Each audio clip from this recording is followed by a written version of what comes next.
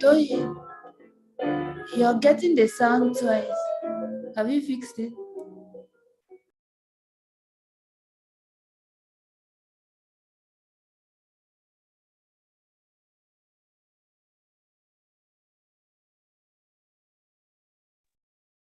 Hello, Asa, can you hear me? I think you should drop for one of the meetings.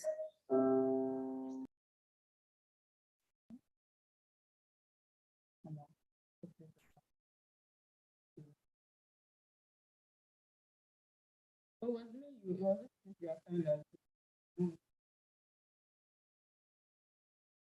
you can make me host again. I'll send my phone as the host. Okay, please drop from Teams. Okay, I'm trying to fix.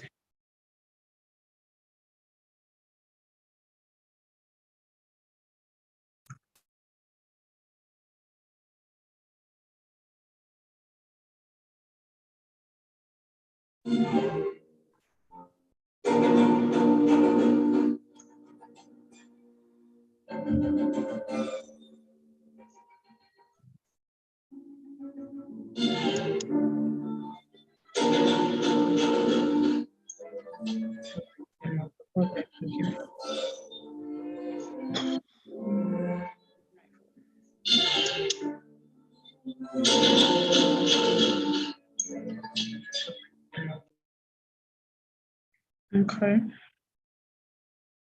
The security is screen. Okay. Should we start letting people in? So since your music is not steady, should we start letting people in? Toyin, there's a problem with the sound. sound. There's a problem with the sound. So since your music is not steady. Oh. No, you're live streaming. You have to leave YouTube. You have to leave YouTube. Like close YouTube or where you are.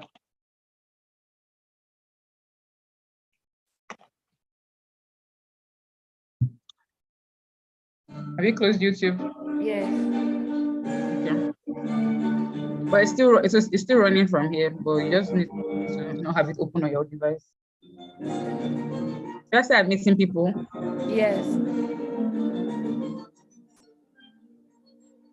You. Put in it here.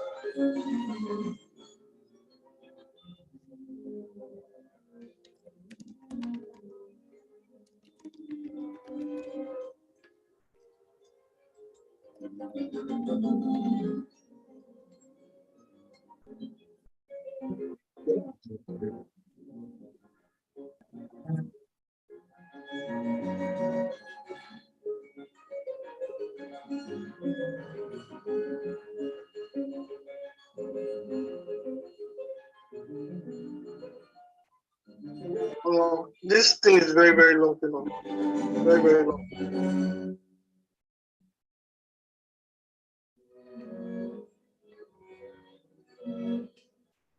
Welcome everyone. Good evening. Good evening. Welcome everybody. I was just gonna give like a few minutes for other people to join because our waiting room. Okay. Good to give time for people to join. Then we'll start. Okay.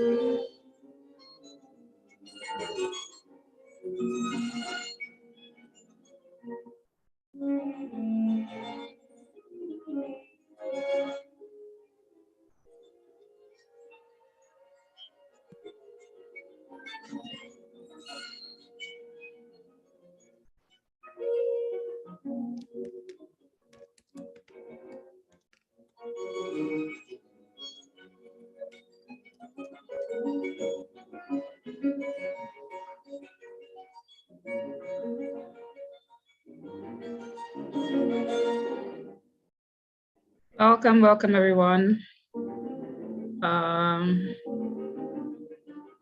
Some people are having like a bit of issues joining, so we want to like give time for people to join us. Just a little bit. A minute or so. Okay. And more people in the waiting room. That sounds like Beethoven.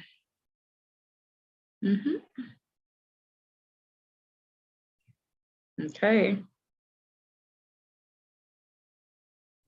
Get the music going.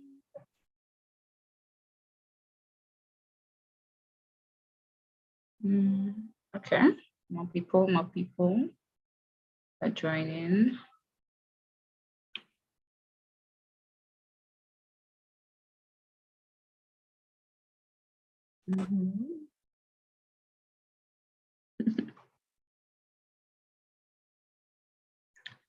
Okay, so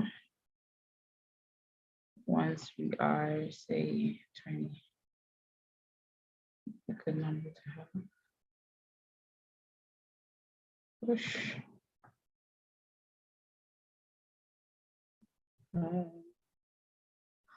All right, I think we should just start, and I hope that people will join us before we get to the meat of the matter. You will share. Our speaker is already here, so by all means, let's not waste time. Hi, everyone. Good evening. My name is Toyin Adeoye, and I'll be your host. Yeah, Big Zo is a host, but I'll be like your moderator for today. Welcome to our data-backed marketing webinar. We're super excited to have everybody here. We are pumped. Calling with me. Yeah. I sent you. Okay. Yes, that was an error.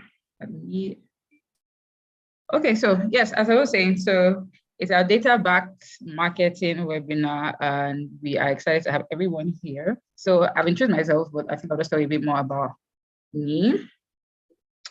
So my name is Toyin, and I am content manager here at Bixo, and I'll be allowing one of my colleagues to come and introduce what Bixo, especially if you're just hearing about Bixo for the first time today, and just letting more people into the room. So we'll have Dami. Dami is our project manager, agile project manager here at Bixo, and he'll be introducing the company to you while we start. Dami, are you ready for us?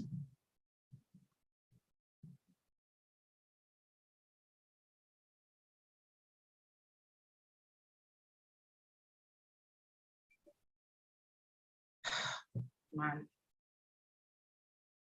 Okay, so Hi, Toyin. I think Hi, everyone. Hi, Dami. Good So evening. good evening. Good evening, everyone. Okay, so it's good to have everyone here. Welcome, welcome. Thanks for making it a date with us. Toyin, are you sharing your screen? I'm about to, but you could just introduce yourself while I do that. All right. Okay, so as Tony said, my name is Dami Lawal. I'm the Agile Project Manager here at Bixo. Also with the background of events. My background is also in events and marketing. But currently I'm the Agile Project Manager here at Bixo LLC. And yeah, I know most people are here because Bixo is having like an event, data back marketing, and so I'm sure a lot of questions will be around what is Bixo, who is Bixo, when is Bixo, and all of that. So I'm here to clear all of that myth and let you know what Bixo is about. All right. Then give me a minute to share your slides. No problem. All right. Now this is a lot to do. We have more people joining. Yay. Yes. No.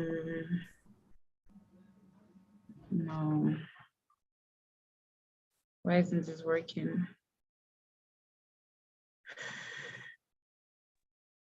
Okay. Can anybody see my screen yet? Sorry, I mean, was that you? No, but I can see your screen. Oh, okay. So let me stop that for now. Sorry. This link isn't exactly working. Open it. Oh, it's not going to work. Sorry, give me a minute. Because the link is having a bit of issues. Yeah, I think you can just keep speaking on your end. I'll just find it and should stop what I can.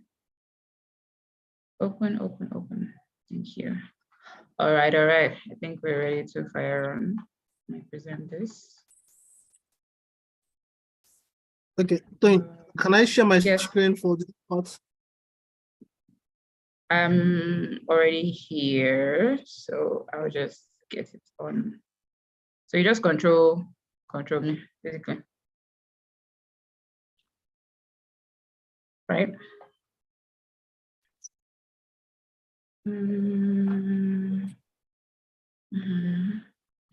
All right, Dami.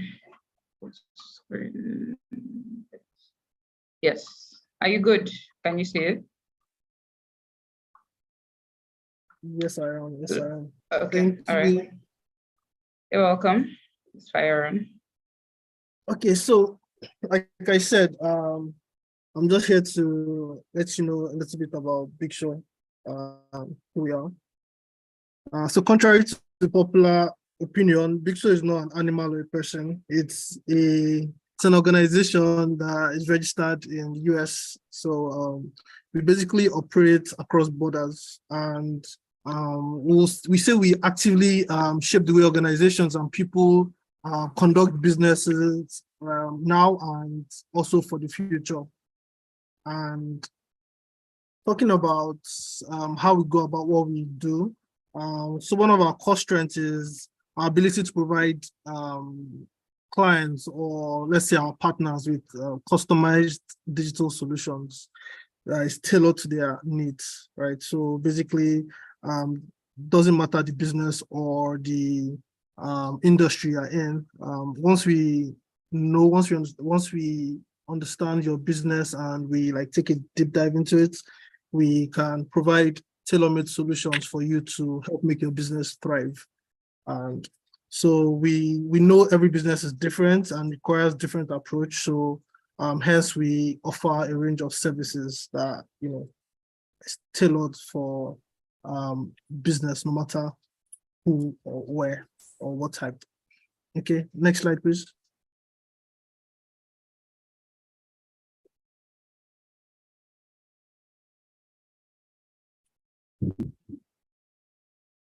So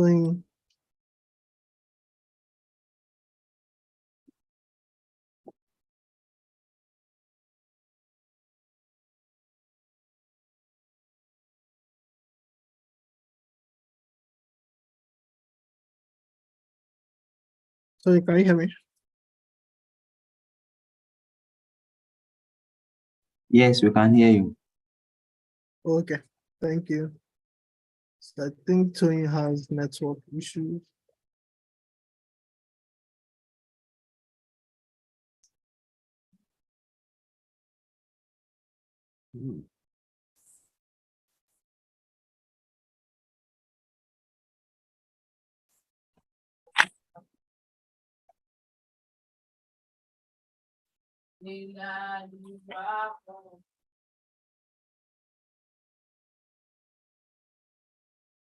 Okay, we are back. Thank you. So sometimes we can't control this. Some internet issues, and yeah, some things that just beyond our control. So bear with us while we have some technical difficulties. Okay, so moving on, talking about what we do and how we do it. So yeah, Bixo Digital is like an arm of Bixo, and basically at Bixo Digital we are your digital infrastructure partner, and basically we help companies and businesses to build their processes to implement modernized and future forward ways of doing work. And so due to our approach to things, hence we realize that this is like an important topic, from most of the clients that we speak with, most of the people we do business with. We know for a fact that there is a lot that can be done in the data field when it comes to managing your data and making informed decisions with data, especially for marketing. And hence we came up with this webinar to discuss data-backed marketing. So it's basically for, so we know every businesses work with data, knowingly or unknowingly. Doesn't matter what your business is, online business, you could be selling bags, shoes, or you have like a full-on organization. One way or the other, you're dealing with data. And so we help, so basically this webinar is to help businesses to basically find how to better use their data in reaching the right audience. Yeah, Bixo Digital is like an arm of Bixo, and basically at Bixo Digital, your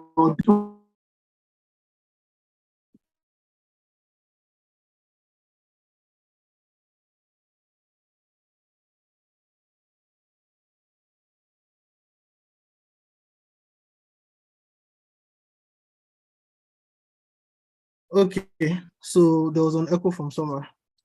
But yeah, that is about Bixo Digital, Bixo. So I think Tony, you can take it away. Thank you.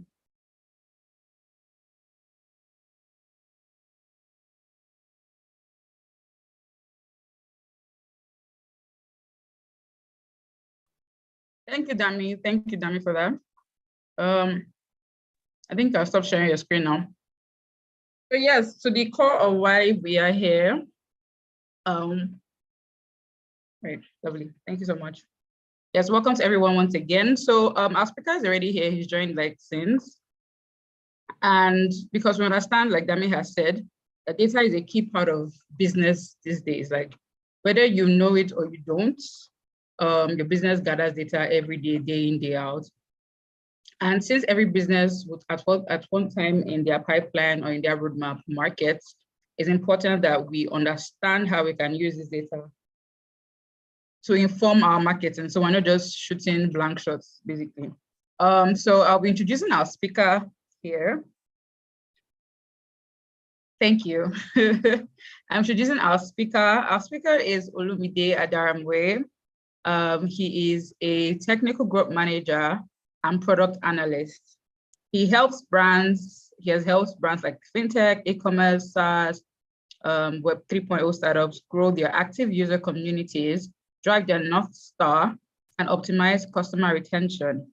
As an evangelist of agile content strategy, rapid experimentations, and product-led growth strategy, he believes brands can optimize their marketing funnels to convert onlookers to brand ambassadors through engaging content, delightful experiences, and data-informed innovations. There's a lot of data in Olumide's bio, so you see why he's the best person for this.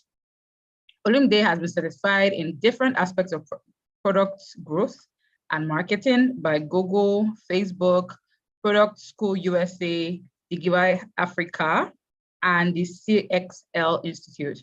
And he's currently the co-organizer of Product Tank Ibadan. I think Olumide is still very, very much humble with this bio. I know he does a lot more, but we're excited and happy to have Olumide here. Hi, Olumide, could you just say hi? So we know you're here and listen. Hi, Tony. Hi, everyone. Good evening. Hi, Olumide. Hi, Olumide. So I'll be giving the mic now to Olumide. But in the meantime, if you have any questions, pre-conceived questions you would want to take note of, it makes sense that you do that now because I'll be sharing a link for like a question because we have like a Q&A session after this. So if you have any questions you want to drop along the way, so you don't have to wait till the end of the event of his talk to drop your questions, then you will do that. So yeah, Olumide, take it away. All right. Thank you very much, Tony. So hi, everyone. Once again, good evening, right? It's evening on my own hand, right? So good evening to you, or whatever time of the day it is for you, right? So I'm just sharing my screen. Please, can you confirm you can see my screen, please? Can you just confirm? Yes, we can. Yes, we can. Thank you very much. So Tony has done like an amazing job introducing me, right? And I'm really excited to be here once again. So a brief about me is the fact that like Tony rightly mentioned, I actually like just love data, right? I love everything around data. So I'll be showing my face briefly so that you can know who is speaking exactly, right? Please confirm if you can see my face. Yes, I can. Yes, we can. All right, thank you. So once again, I'm glad to be here. All right, and moving on very quickly. Today we are going to be discussing data-backed marketing, right? Much more importantly, we are going to be looking at how to target the right customers for your business. Right? So how do you want to leverage data to target the right customers for your business? And right to the crux of the matter, this is what we'll be learning today. So you can consider this our syllabus for today. Right, we'll be looking at what exactly is data, right? The forms of data we have, the role of data in business decision making, the role of data in marketing for businesses, right? Then how, right? So when we talk about data-backed marketing, how exactly do we leverage data for businesses, right? We'll be diving into the how, right? In terms of from the point of selecting the data you want to track, right, to the point of collecting the data, transforming the data, analyzing the data, drawing insights from data. Can you hear me? Okay, I think I'm getting Yes, we interference. can. Yes, we can. Okay, so thank you very much for feedback. So join insights on data, right? Then engaging your customers, leveraging those insights, right? Learning and scaling experiments that you do while engaging your customers, right? Then the best practices to like imbibe, and we'll wrap it up. So are we all game for today? Are we all excited and ready for today's learning, please? Yes, If you're yes, excited, yes. you can just type data. Start by typing data in the comments. I love an interactive and engaging class, right? So I'll be asking us to do a lot of typing, right? But so we are ready for today's class. Okay, I'm seeing some data already. Okay, thank you, Praise. Thank you, Blessing. Thank you, Olubukumi. Thank you, Toyin. Thank you, Goodness. All right, so I think we are ready. So as you have typed data already, right? I also want to use very quickly. And next, what we're going to be doing next is a brief exercise, right? I don't know if we are all familiar with the concept of pitching, right? But I want us to largely pitch your business in one sentence, right? So I presume we have like business guys here, right? We have business owners, we have entrepreneurs, we have creative guys, we have people that are also working with businesses or working with companies, working with startups, right? Both early stage and growth stage startups. So I would really love if you could just like pitch your business, right, in one sentence. So tell us what you do, tell us what your business does, or the company you work with, tell us what they do in just one sentence, right? One sentence. We don't need more than one sentence, right? So, and why am I asking this? Is just to be able to like get a feel of number of people in the room, right? I'm also gathering data myself, trying to know who are my audience currently, right? And how best to navigate today's session. Okay, I'm expecting I'm still saying data. I think it's time for us to pitch now. It's time for us to pitch, no longer data. So please, let's get pitching. Thank you. Okay, I'm waiting. While we do that, let's just get into the crux of the matter. So what exactly is data, right? What is data? I like to just think about data as a collection of facts and statistics, right, for reference or analysis, right? So what does this mean? Data is basically a collection of multiple statistics, multiple facts, multiple nits and bits, right, here and there. And the essence of collecting those data is basically to be able to carry out analysis, right, or just to be able to make reference to it. So that is purely what data is. And when we talk about data, there are multiple forms of data, right? We have two forms, largely. We have the structured data and we have the unstructured data. Structured data, sometimes also called relational data, right? And this can also classify as quantitative data, right? I'm sure probably in secondary school, we all learned, qualitative and quantitative data. And even much more in like primary school, we did quantitative reasoning and qualitative reasoning. Some people were like fans of qualitative reasoning. Some people were like fans of like quantitative reasoning, right? So here also we are finding out that structured data can also be called quantitative data, right? Or in some cases, it's also called like ordinal data, right? And you usually find this data because it's structured, you find it in structured places, in structured data storage forms, right? So data warehouses, spreadsheets, and the rest of them, right? So an example of a structured data is like dates, right? Date, time, height, amounts, account balance, right? My account balance is it structured? I think so. Hopefully, right? It's structured, right? We have spreadsheets, we have prices, we have quantities. So those are types of structured data. Then we also have unstructured data, which is also called like non-relational data, right? Or you can call it qualitative data, right? So these are data that are like usually in form of text. They're usually in form of text. They're usually in form of writings. They are not structured, right? You don't find them in rows and columns. You most likely just find them scattered, right? And they are surprisingly found in some data storage system called data lakes.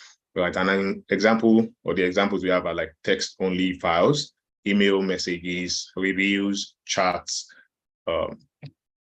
audio forms, right? Images, videos, and then there's also something called semi-structured data. Even though I'll also classify it as unstructured data, but semi-structured data it has a bit of structure, right? But it's not. You probably not find it like arranged in high level of structure, like in rows and columns, right? But it has much more structure than the unstructured data. I still classify it under unstructured, right? I'm sure you're probably thinking, why exactly am I learning structured data and unstructured data. How does this affect my business?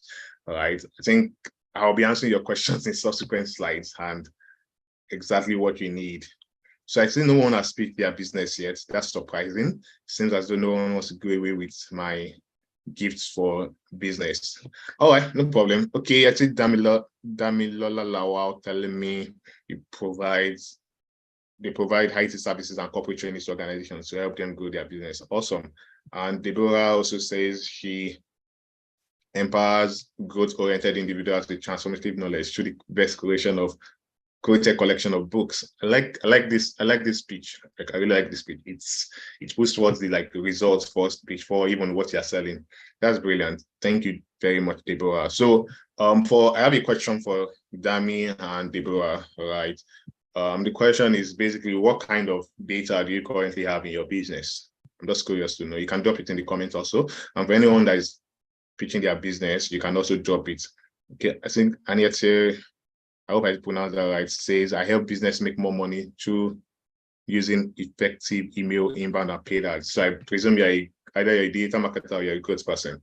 All right, awesome. So you can also let me know what type of data you gather in your business currently.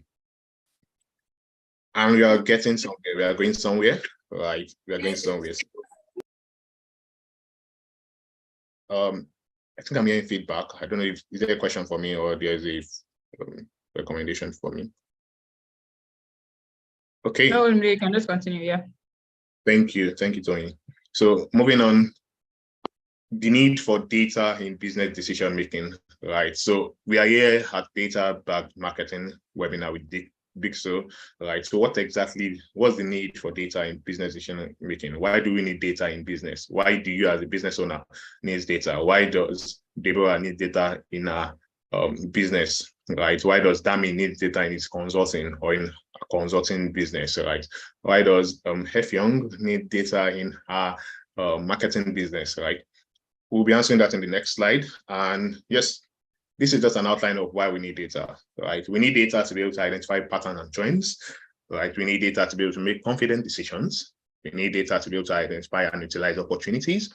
We need data to be able to predict our business outcomes, right? We also need data to optimize people, products, and processes within our business. So let me go again. We need data to identify patterns and trends. We need data to make confident decisions, right? We're not just making decisions. We need to be able to make confident decisions because especially if you have a larger company, right, you need data to convince different stakeholders within your company that the decision you are making is the right path going forward, right?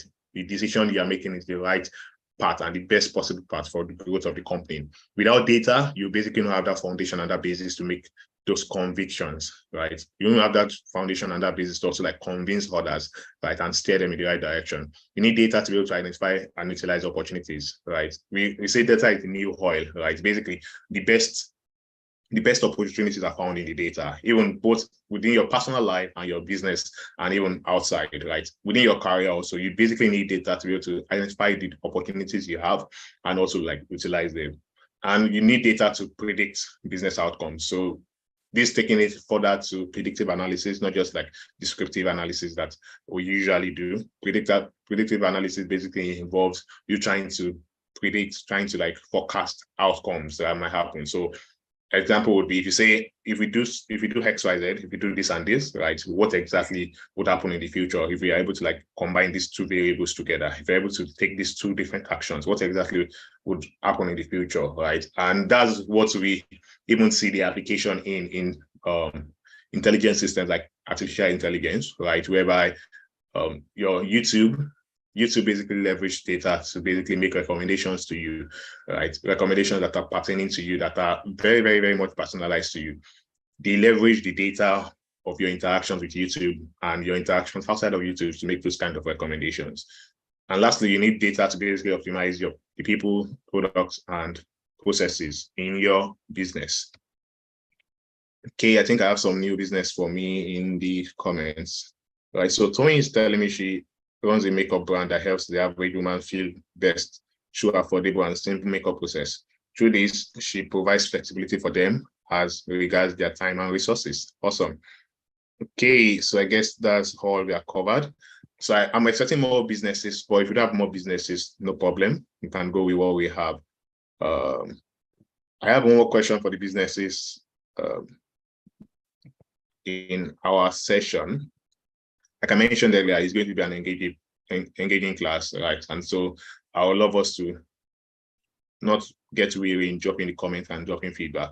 So for my people in the comments, my business owners, right? So how do you currently leverage data in your business at the moment? You can just give a scenario. So probably for Tony, how do you currently leverage data in your business? You mentioned you provide your customers with flexibility. So how do you do that? Right? How do you leverage data to do that? Right? Dami said it provides IT services and corporate training to organizations to help them grow their business. So how do you leverage data in doing this? Right? If yes, how exactly do you leverage data? I would love to learn from you. Right? I prefer to call you Hefyong because I can pronounce your last name better. So Hefyong mentioned he helps businesses make more money using effective email, inbound, and paid ads. So that's interesting. I'm curious on how you use data and leverage data in your business currently. So Oluwatosin Joyce says she leveraged data through market research. Okay, interesting. All right, thank you for that. Now let's move on to the need for data in marketing for business. Right, so data in marketing. Why exactly do we need data in marketing for our businesses? We need data in marketing to be able to identify customer pattern and trends. We need data in marketing to be able to understand the customer's journey, right? We need data to be able to personalize the marketing campaigns we push to customers. We need data to be able to allocate resources to marketing channels, right? We also need data to be able to optimize our marketing spend for better ROI. So we want to ensure that where we are investing our marketing, we are investing it in the right places for better ROI. Sorry, just a minute, please. Trying to figure out what exactly is up with my screen. Okay. Sorry. Just a minute.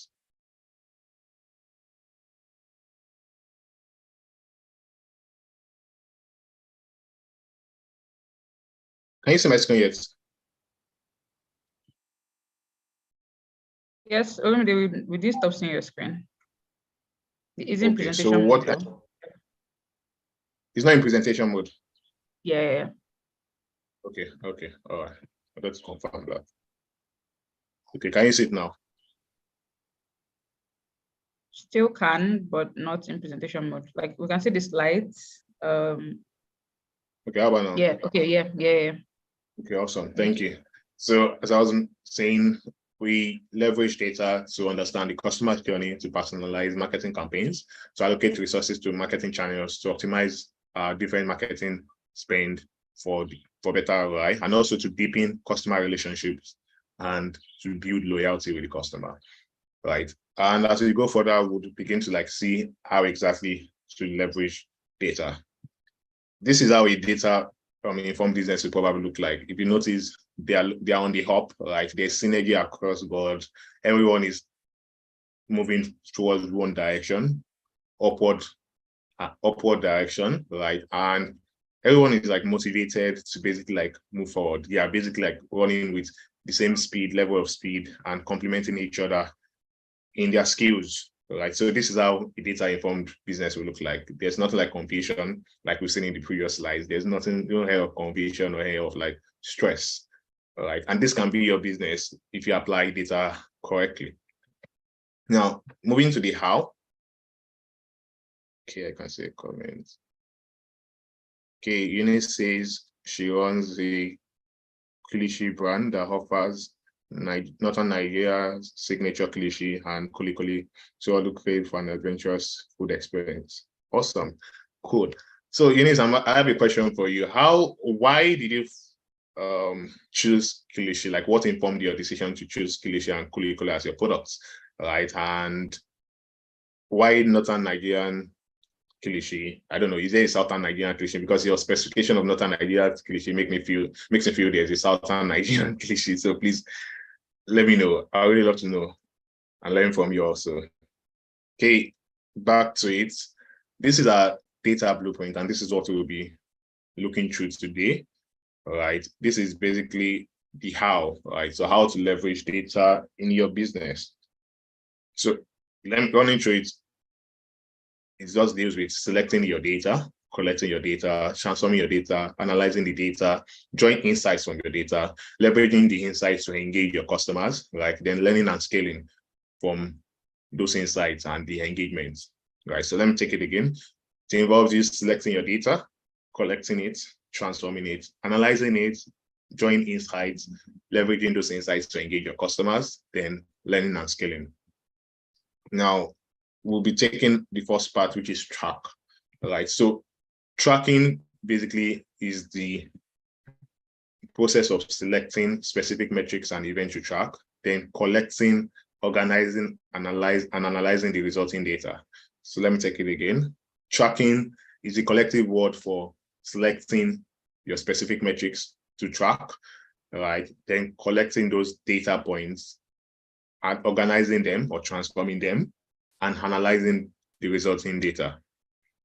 Tracking for your business is one of the most important processes you need to implement in your business, right? And as I mentioned again, a definition according to our sports mention says, it involves you selecting the specific metrics you want to track or the specific events you want to track, also collecting those events, organizing them in a form that can be understood by your data analysis platforms, right? Then analyzing the resulting data.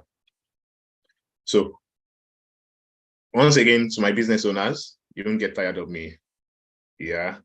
I'm curious to know, is this the first time you are hearing the word tracking? If this is not your first time, how exactly do you track, or what exactly rather do you track in your business currently? So once again, is this the first time you're hearing the word track? Right? Is it the first time you're coming across the word tracking for data? And if it's not, what do you track in your business? So I'm curious to know, what exactly do you track in your business at it? So while we wait for what you track, I'll give some time. I'm looking through the comments to see what people have mentioned so far. So I'm still expecting Eunice's answer. Okay, Deborah mentioned that the data she gathered, this is how she has a record of all customers that have patronized them from the inception of their business. That's interesting. So that shows me you do a lot of documentation, and that's impressive for your business.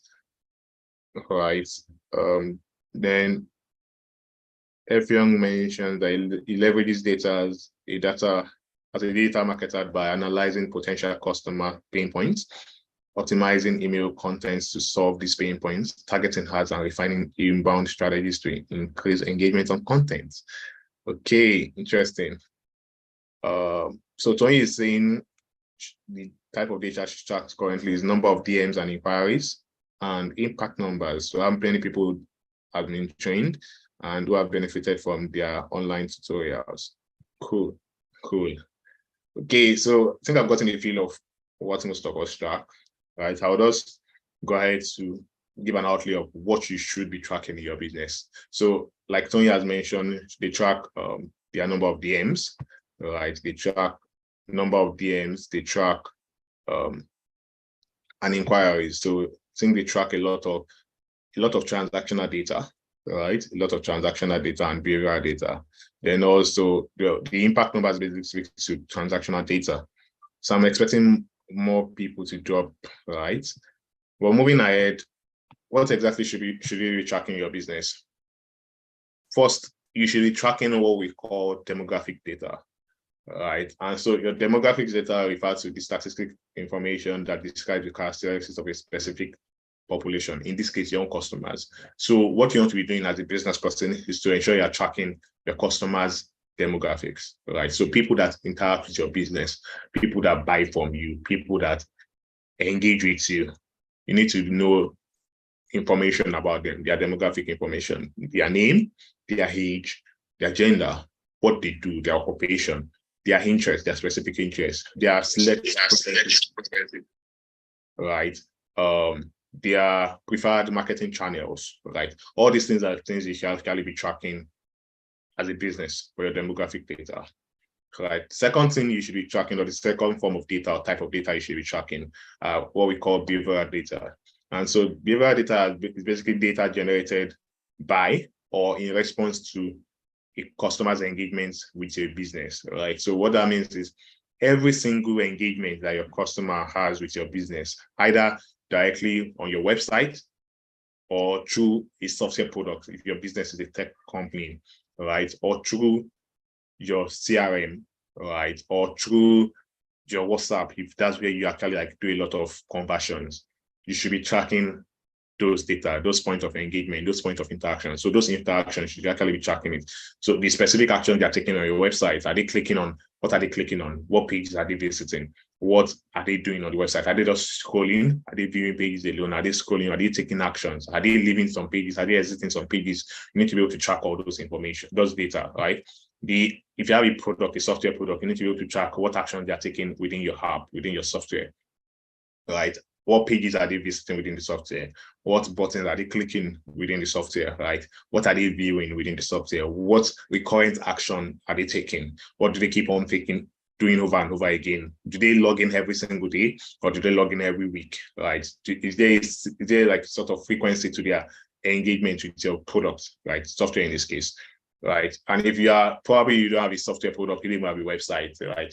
Wherever you relate to the customer, you need to be tracking the data, right? So example would be what Tony mentioned, which is number of inquiries. Number of inquiries probably coming on WhatsApp, would be coming on, Instagram or Facebook, right? So you want to be able to know what are people, if people are coming to your DMs, what is making them to come to your DMs, right?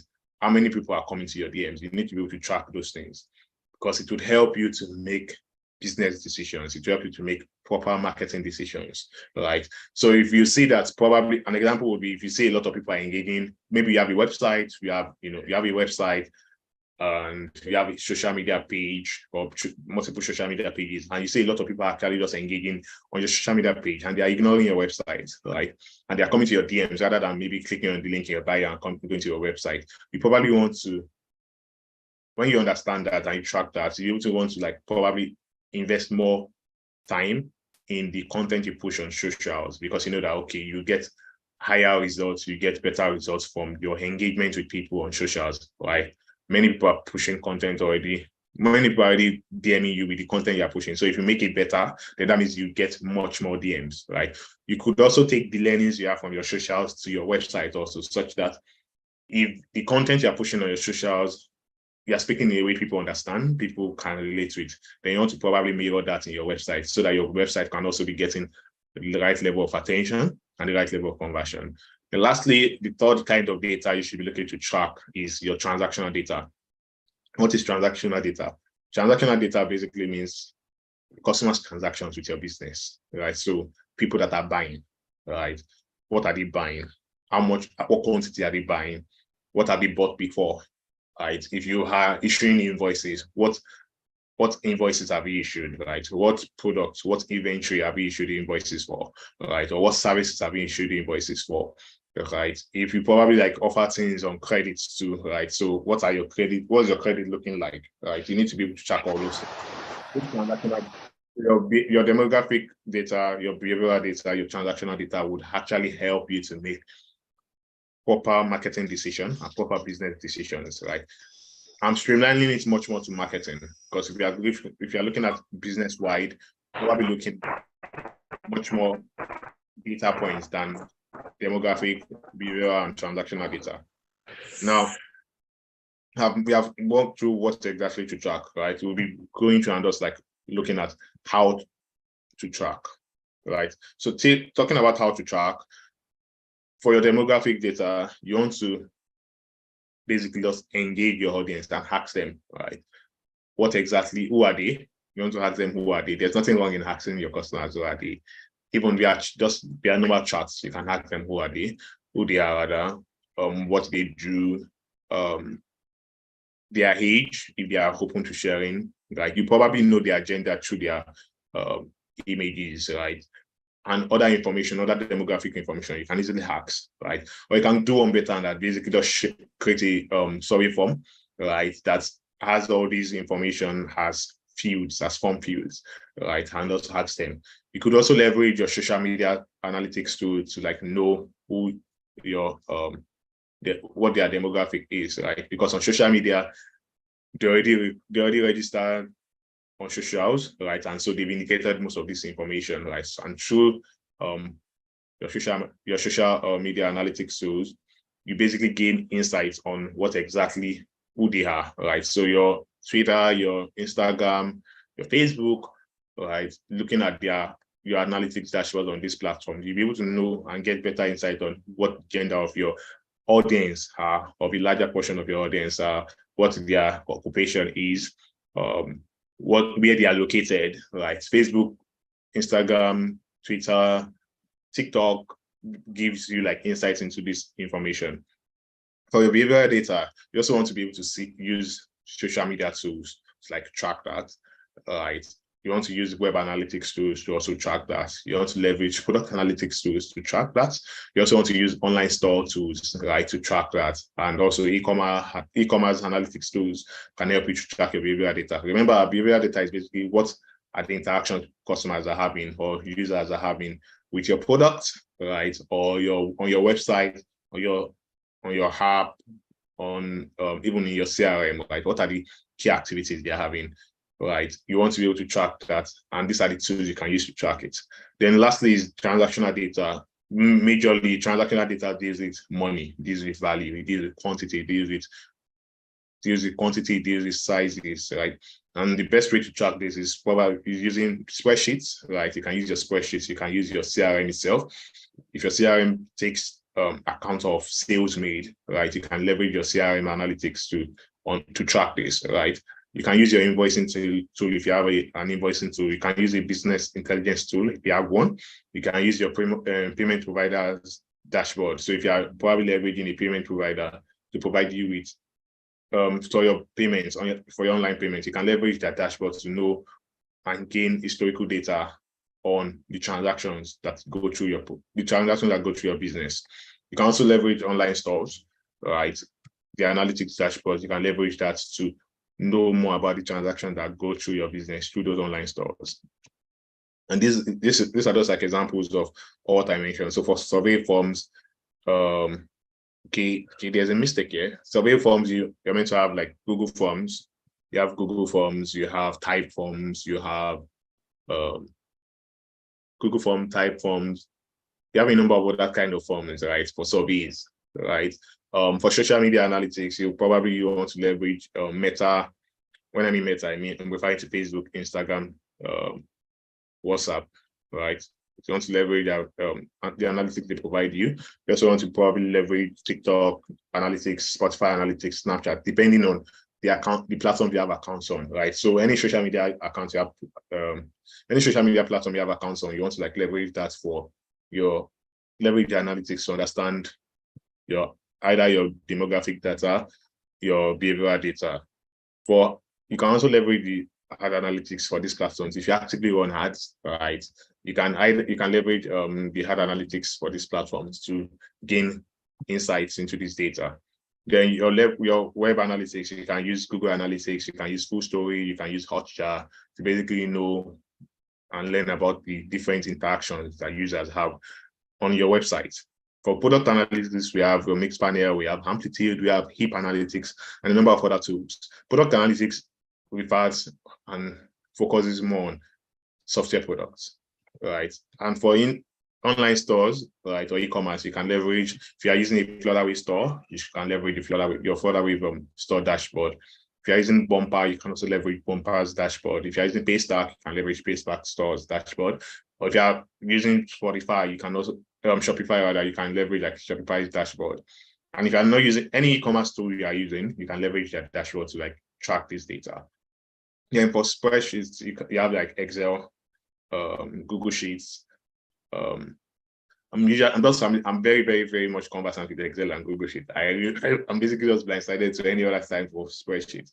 Right. Then for payment providers, we have Flutterwave, CareBit, Paystack, and there are a number of other payment providers. Right. So payment providers are those people that are the companies that provide you with either payment links or bank accounts or checkout portals, right?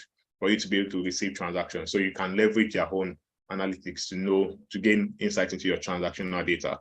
Then you can use customer relationship management tools like Salesforce, HubSpot, Engage, MailChimp, and Zoho, and a number of other tools to basically gain insight into your transactional data and your transactional data, your behavioral data, and your demographic data.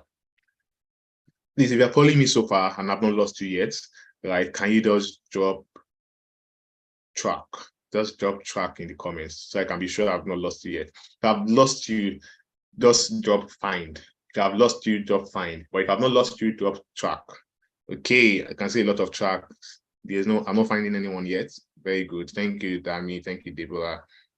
Demi, thank you, Bixel. Thank you, Effiong. Thank you, Toyin. Thank you, Mary. Okay, well, I'm still not looking for anyone yet. Thank you. Thank you, goodness. See you, goodness. All right, moving on. So what are the touch points for you to track? All right. Through the course of the discussion so far, we have actually gone through that. Right? You have your socials, so your social media channels are a very good touch point for you to like track data from. Your website is a very good touch point for you to track data from. Your point of purchase. So the point of purchase is basically where the purchase is completed. It can be your website, it can be the online stores, it can be even WhatsApp, right? It can be WhatsApp, it can be online stores, it can be your shop if you have a shop or you have a physical store, right? It can be your store, right? It can be your church. Okay, thank you, Blessing. I see you.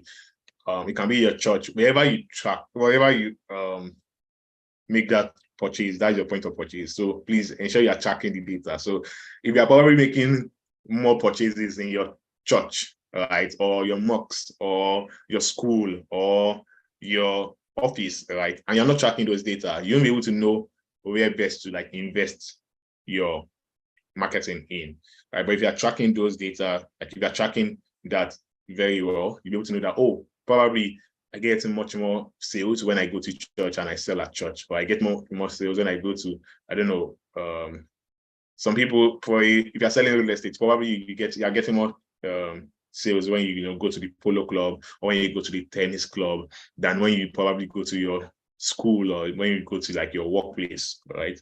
But if you don't track the data, you won't be able to like get that information.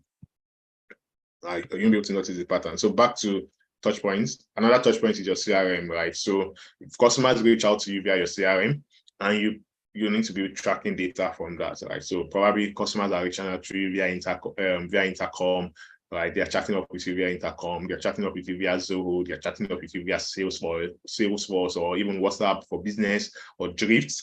As long as it's your CRM, ensure you're tracking data there, right? If you have a community as a business, if you have a community, you want to ensure that you're tracking the data in the community. So how many people are engaging? When do you get more engagement? What time do you get more engagement? What kind of content brings about more engagement? You need to be tracking these things. It's always better. It's also better if you get if you have tools that enable you to track it. So I know WhatsApp currently does not have like a lot of tools, does not have actually tools for you to like track things on your community. But there are other tools that enable you to track things on WhatsApp. So I know of Groupify, right? They built a sort of SaaS tool that enables you to track and measure your different community engagement on WhatsApp, right? I think Telegram is better in terms of like analytics for your community, and Facebook groups are also like better in terms of analytics for your community. So you may want to like check out Groupify on WhatsApp. Oh, I'm not working with Groupify. I just think it's a good tool because most people don't have insights into what happens on their WhatsApp, and it can be quite stressful and hectic to track data on your WhatsApp community because, well, you probably just wake up and you see 200 messages or 500 messages or 1,000 messages per time, but you don't know what exactly is driving that. With a Groupify, you can easily like track that. Then the sixth touch point is basically accounts. What I mean by accounts is wherever you are receiving money from. Wherever you receive money to rather, right? That's the accounts. So these are the touch points you want to take a look at. Next up is analyze. So with data, with track rather, we've been able to collect the tools that enable you to track, right? They basically do the cross function of collecting the data. They do the work of collecting the data. They do the work of organizing the data for you. They do the work of analyzing the data also, right? So I just want to take you down a bit to analyze. Once again, as I mentioned earlier, the tools that I mentioned, the tools that have been mentioned here, they mostly do the work of collecting the data. You are the one that will select the data, right? And that is where you're selecting the demographic data you want to track, the behavioral data you want to track, the transactional data you want to track. You are the one that you do this part, right? The tools will help you with collecting those data, organizing them, analyzing them also, right? But I also want to dwell a bit on analyzing, right? And what is analytics? Analytics is the practice of using data. Do you have a question? Okay, that's just an interference.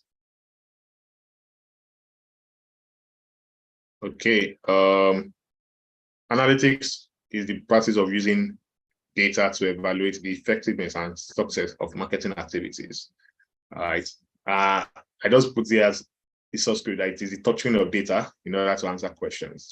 So analysis, I see analysis as you investigating your data, you inquiring from your data to provide you answers to questions you have, right? Analysis is not just for the fun of it, right? I know a lot of people love to like pride themselves as data analysts, right? Or pride themselves as, statisticians, right? Of, oh, I'm good with data, I can run good data, I can structure data. But the major focus in analysis is basically the answers you get, like the questions you have and the answers you get. It's very important that you don't lose the focus of that, right? And so in marketing, for marketing analytics, we have some peculiar questions we want to answer, right? And the questions to answer are basically this set of questions. So this is a summarized summarized marketing funnel, right? Whereby you are attracting people, right? You attract your customer, you attract an audience, you convert them to become, to engage with you. Then it leads to the final purchase, right? And then you have retention, which is the recurring purchase. So this is a simple marketing funnel, right? And at each point of the funnel, you want to be able to, you have questions you want to answer. So in your attracting activities, what exactly are we doing to attract customers, right? What is working or what's not working? And if it's working, why is it working? If it's not working, why is it not working, right? So what can we do better and how can we do it better? Similar for conversion, right? What is working in terms of conversion, right? Why is it working? What can we do better and how can we do it better? Similar for purchase, right? What is working? So if people are buying from you, why exactly are people buying from you? What exactly is working? If people are not buying, why are they not buying, right? What can we do better, right? And how can we do it better?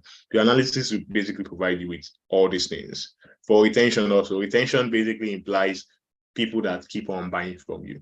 I'm sure everyone has a business owner, you have that customer that you know that is in fintechs, in B2B fintech, we call them like the whales, right? Or even crypto, we call them like, well, the whales. But we call them the whales. Basically, they're the guys that you know that they are paying for the salaries, right? When you probably like mention when you are doing your profit and loss at the end of the day, right? Or your revenue and your income and expenditure at the end of the day, there are some customers that you know are responsible for like a major part of that revenue, right? So those are like your retained customers. Those are the customers that keep on buying from you. You want to know how exactly am I getting them to buy from me more, right? If it's probably not, it's most likely not jazz, right? Unless you're fetish, but it's most likely not jazz, right? And there's a limit to which your jazz, if you're probably leveraging jazz, there's a limit to which your jazz can work, right? But you have to use data to know why exactly does this person keep on coming? Because if you don't know why they keep on coming, you know when they leave, you know why they left, right? If you don't know why they keep on coming, you probably don't know what you should hold on to in your business, what you should keep on doing and do better in your business, right? I've had like vendors that I buy from and they probably don't know why I buy from them. They know why I keep on coming to them. Most of the time, it's not usually because of the product itself. It's not even usually because of their pricing. It's probably because for me, I'm a finicky buyer, right? So I'm always concerned about the experience I have with you as a vendor, right? I can be quite how will I put it now? But I don't know what I'll use, but I can be quite choosy, right? And so I'm always like, specific on vendors that I know that would be patient with me while I make my choices, right? So it's not usually, it's mostly not about the product or even about the price. Right? I'm always looking for those type of vendors that would, be patient with me. But most people don't even know that I'm buying from them. And at the end of the day, sometimes they end up like, no, they don't ask me about anything. They don't get to know why I buy from them or why I keep on buying from them. To them, sometimes people, they keep on, it's God's grace, or it's God's grace, His favor that is working. Well, those things have their work, right? But you need data to be able to know exactly why whatever you are doing is working, right? So what's working? Why is it working? What can you do better? And how can you do it better? So these are questions you want to answer when you're doing your analysis, all right? Then if you do your tracking very well, you should be able to come up with, or basically you should be able to have these things, which is a very good overview of who your customer is, right? Their interests, right? And specific insights on what they do, right? So what is working with them? There are different patterns, there are different trends, there are different customer journey, their unique customer journey, why they buy from you, why they buy from you, when they buy. So this is a good overview of the result of very good data tracking. Okay, so I think there's a lot of interaction on the comments. I would take a look at it later. So insight basically means the answers to our questions, right? And I won't dwell much more on this, right? But the end result of your analysis is you getting insights, you being able to draw out insights, right? And those are the answers to the questions that we had here, right? So what is working, right? Why is it working? What can you do better? How can you do it better? So those are insights you get when you do your analysis. Then last part is, or second to the last, is engaging, right? So engaging your audience or engaging your customers. So now you've tracked your data, you've done some analysis, you've noticed some patterns, you've noticed some trends, you've seen some opportunities that you can assess or you can utilize. You've seen each of your customers' different customer journey, right? You've seen their uniqueness, you've seen what they prefer, what they have interest in, right? How do you now leverage this into your marketing? That's where Engage comes in, right? So Engage is basically the application of the insights you've obtained from your analysis into your marketing efforts, right? It's basically you implementing the information you've gained from analysis into your marketing strategy, right? You want to ensure that, if you notice that your customers buy more or read your they consume your content more at night, you don't want to be posting in the morning, right? You want to post when they are available. If you notice that, customers buy more at the end of the month, your customers, right? Probably a very good way of you engaging is leveraging that insight, right? And applying it to your marketing. So you know that your marketing, by the end of the month, before the end of the month, 1 week before the end of the month, the idea priming them with different marketing messages. You are subtly, making recommendations about the product that would best suit their needs, right? So that they can start making mental budgets. Like, in Nigeria, most people spend their salaries before it arrives, right? So you don't want to wait till the salary arrives. If you wait till the salary arrives, you probably not be able to make the sales you want to make. You want to 2 weeks before, 1 week before the rest of salaries, you're already, softly pushing your products and letting them to make those mental budgets and including your product at budget.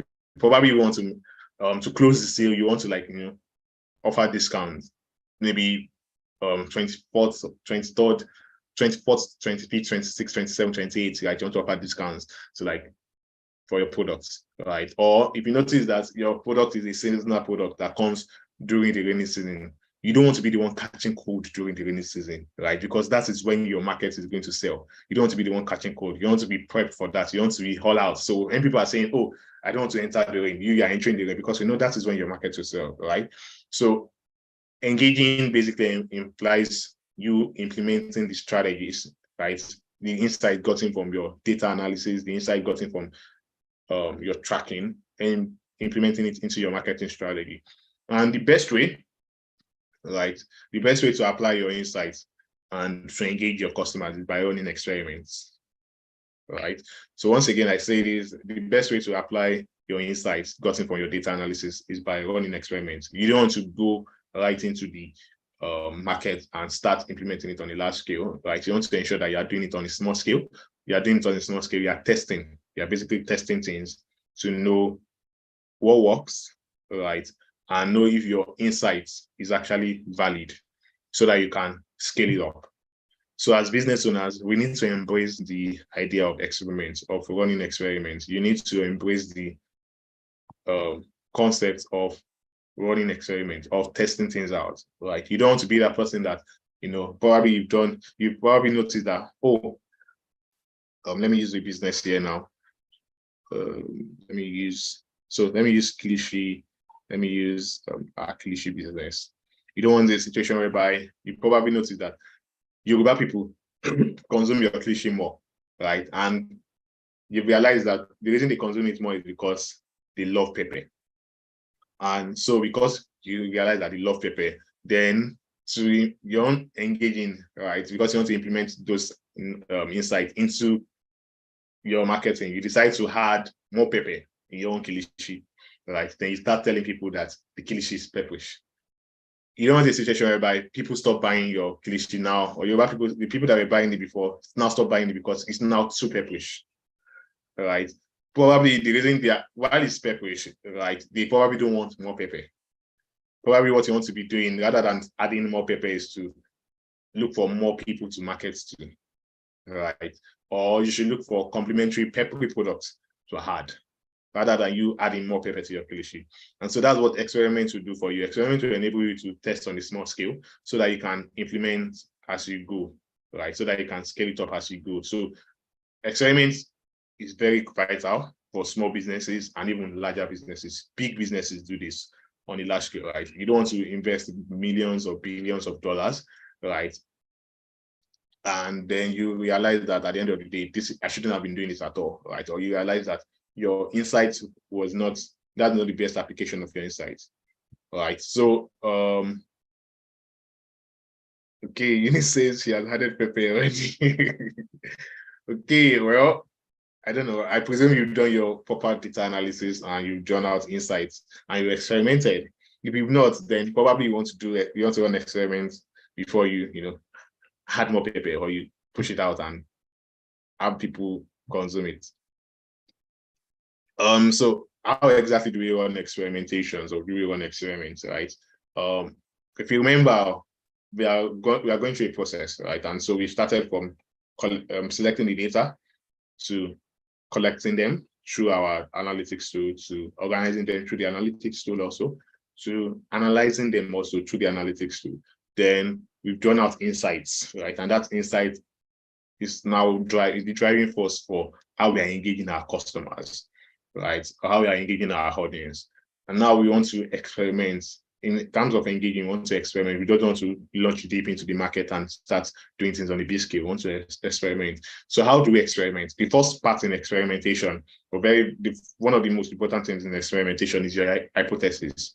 All right. So you need to convert your insights into your hypothesis. What does this mean? Experiment basically means testing. If you remember in, I don't know, for science students, if you did, and that's why I put this, I don't know if you did titration experiments or you did qualitative analysis, right?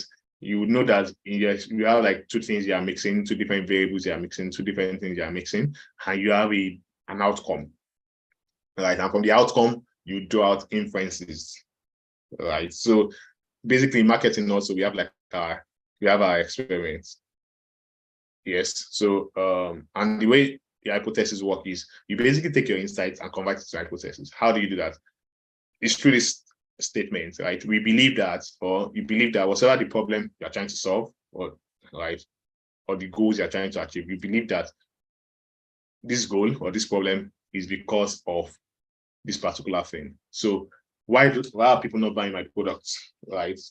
Why are people not buying my products? You've tracked your data, you've analyzed your data, and you have realized that most people, when you even did some surveys, right? You got some feedback from people, you got reviews from people, and you realize that most people, the reason they're not buying your products from the surveys and the data you have gotten, the reason they're not buying your product is because there's a cheaper option. So your hypothesis can be, we believe that people are not buying our product because there is a cheaper option with the same quality. Right? That's an hypothesis. So that is you converting your insights into a hypothesis. And now that hypothesis forms the basis of experiments. I'll just move over to the whole experiment formula, right? So you have your problem, you have your hypothesis, you have your evidence, you have your prediction, you have your minimum viable test, you have the metrics that will show success, then you have the runtime of the experiment, and you have your results. So for the problem, I think someone to give, I want to make this practical. So I need someone, I'm going to choose from a business. If you have any particular problem in your business, especially as regards like growth or revenue, I really love if you could share. All right. So while we are sharing, I'll do an exam. I'll make an example from two products that I really love and two products that I really did like some experiment recently. Right. And I'll use that as examples. So I don't know if you're active on LinkedIn. I like using software products because I work in this I work with like tech companies, right? But if you're familiar with LinkedIn, you realize that LinkedIn, like about last year or last 2 years, they made it possible for you to repost like automatically without having to add a comment or a quote, right? So in the past, if you're on LinkedIn maybe in 2020, 2019, 2018, if you want to repost, right, there's a three-step rather to reposting, right? You have to click on the repost button. You need to now write out write out a comment. It's not compulsory, but it will show you a place to write out a comment, right, for your reposting, right? Then you have to click on repost finally, right? However, recently and now, there's no longer, they made it less compulsory for you to have to like write out stuff, right? So when you click on your repost, there are two options for you to repost automatically, right? I think also repost directly without any comment, and for you to repost with a comment, right? The reason they were able to implement that, they didn't think about that. It didn't come out from the blues. It didn't come out from like, it didn't come out from the blues. They probably realized that a lot of people were not sharing.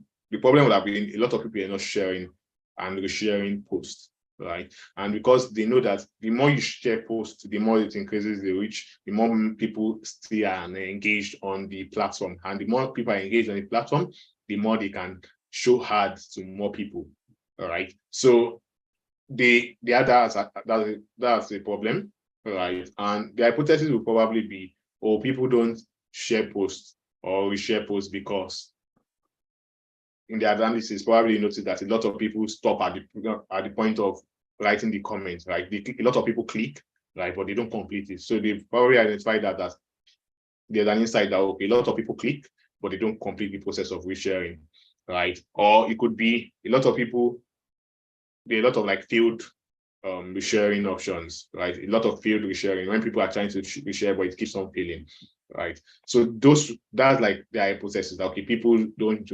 share or reshare posts because it's too tedious, right? Or it is a multiple step, or there are a lot of technical failures, right? And the evidence is basically their source of insight. So the data analysis they did, this data they wrangled to find that out. That's like their source of their evidence, right?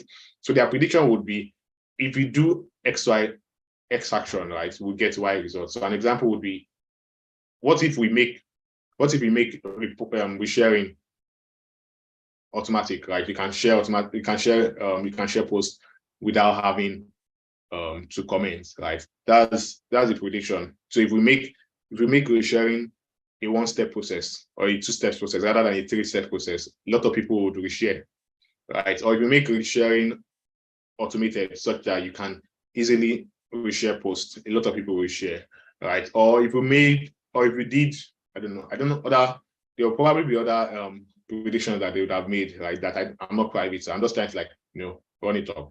For their minimum viable test, they'll probably want to carry this out with a specific set of audience, right? Probably just try it out in-house alone, right? Then because they have a large staff base, right? So they can easily try it out in-house and they would have very good results that can help them fuel their next scale, right? So they probably want to try it out in-house as a minimum viable test. They want to try it out in-house, and they even want to probably try it out rather than trying it out on the main platform itself. They want to try it out on build a miniature platform and try it out there, right? Then the metrics they'll be looking at is what's the increase in, in resharing, right? What's the increase in reshares? What's the increase in engagement per reshare, right? What's the increase in reshares? What's the increase in engagement per reshare? What's the frequency of resharing, right? What's the time taking for people to reshare, right? What's the completion rate of resharing? Those are like some metrics you'll be looking at, right? And the runtime, well, usually I advise for people running experiment, the least runtime you want to be running your experiment for is, especially if you're a small scale business, you want to run your experiment, the least is 2 to 4 weeks. Like that's the least. You don't want to run experiments like one day and you say, oh, it did not work, so let me move. You want to like try it out, keep on other experiments for like 2 weeks and notice if there is significant change. If you have like much more time, you can even do it for weeks, right? It's only if you have a lot of data, like a larger sample size, then you can start looking at doing the experiment in say a shorter period of time. Then the results, I'm sure for LinkedIn, they would have realized that, oh, a lot of people are, resharing. They are getting they are getting more engagement from reshares. A lot of people are completing their reshares attempts, right? And those things basically like propel them, to launch that feature wide scale. Another example would be Instagram template. I don't know if anybody has seen Instagram templates, right? But recently, when I mean recent, I think about last year or early this year, Instagram like launched templates, right? And they probably encountered the problem of driving, or had the challenge of driving engagements, right? So if you know, TikTok has been giving Instagram a run for their money, right? The whole of TikTok has basically been giving the whole of Meta and every other social network that is available on planet Earth a run for their money, because they basically like disrupted that space, right? With their short form, short bite, highly engaging content and the content formats they had, right? They brought in AI into like content creation. They brought in they made sharing across platforms as seamless as possible, right? They made engagements, they drove up engagements, right, for creators. They made it easier for creators to like have a lot of engagement. So TikTok, Facebook probably, or the guys at Meta probably realizing that, wow, these guys are giving us like, they're taking a number of our creators, right? So what can we do to, drive more engagement? One of the things they could do to drive more engagement would be getting more people to create content, right? And if you want to get more people to create content, probably the dog they found realize that a lot of people are not creating content because it was hard for them to create content, right? And probably on a TikTok, it was simpler for them to create content because they could just take an existing content and remix it or something, right? So from there, you'd have proposed the hypothesis of, okay, we believe that this is happening because of this, right? And their prediction is if we make it easier for people to create content by providing templates, more people will create content, and that will in turn drive our engagement, right? Their minimum viable test will probably be, testing a small version with a small audience, right? Probably their own staff and some locations, right? Seeing how well that does. And from there, if you realize that, okay, a lot of people are creating more content and engagement is on the hop, those are their metrics for success, right? They can now scale that up to much more people. Okay, so I think that's just a run through of how to run experiments. Okay, so I'm waiting for who want us to, walk through possible experiments that they can run in their business. Do you have a volunteer yet? Eunice, you really want us to, use your business?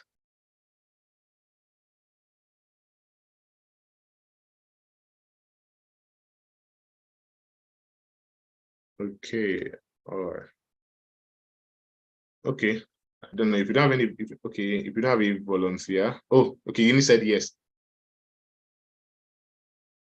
Okay, Eunice said yes. So you can unmute Eunice. So do you have a specific problem that you've identified in your business? or a challenge or a goal you want to achieve in your business?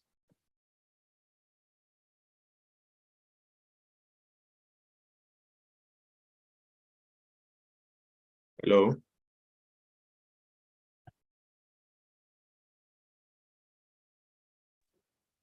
Hi. Good evening. Okay, customers are complaining that your product is quite expensive. All right. So do you have visibility, or have you probably done like any inquiries to find out why they think it's more expensive, like, and what kind of customers are complaining?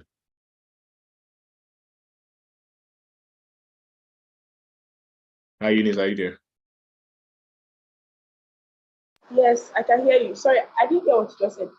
You asked me a So question. you mentioned that customers are complaining that your product is expensive. I presume you are not getting enough, you are not getting more sales because of that, yeah? Yes, yes. So if you are going to do an hypothesis, that would be sorry, just a minute. So we are believing that the reason we are not getting more sales is because our price is, customers consider our price expensive. Yes? Are we agreeing on that? That's not the only problem, but let's say that let's use that as a problem now. Okay, that's not the only problem. Is there any other problem you want to There are other solve? problems. Like, So I think I can be doing more with my marketing, like how many people know about what I'm selling. So there's that. So the problem of price is coming from like customers that have been retained. You get like customers that come back. So those ones are complaining that maybe so expensive and something. Then I'm not even reaching out to you, like I'm not getting newer customers. So that's another problem. okay. I think we can work on the current, the problem of price, right? And so how much is do you mind sharing how much your product is currently? Okay, so I have three sizes. The 1,500 naira size, the 1,000 naira size, and 500 naira size. Okay. So which one Yes. do people buy more? The 1,000 naira size, because like it's in the middle. Oh, you think is okay? Is it the 1,000 naira size is the one people buy more, right? So which one do they complain that is more expensive, or is more like is expensive, or the price size? Is it the 1,000 or the 1,500? They complain about everything. So I recently just even integrated the 1,500 naira size because of one. I saw a video somewhere that said that there was this strategy about 3 boxes that people are like more likely to choose something in the middle when there are 3 options. Before it used to be just 2 options. So I just added that 1,500. But they will complain about the size. So because I sell to, I mean my target audience used to be US students. So I just tried to make the price at 1,000 naira and 500 naira. But because things have been getting more expensive and I'm trying to not increase my price, so I have to reduce the size of the cage itself. And so it keeps getting more scary. Recently, a customer told me that the 500 one looks like a SIM card. And I'm like, yeah, so that's just like most of the new people see it, they're like so shocked, like, how can this be 500 naira? So that's what's going on now. Okay.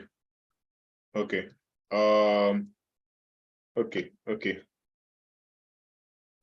So I'm coming just a minute.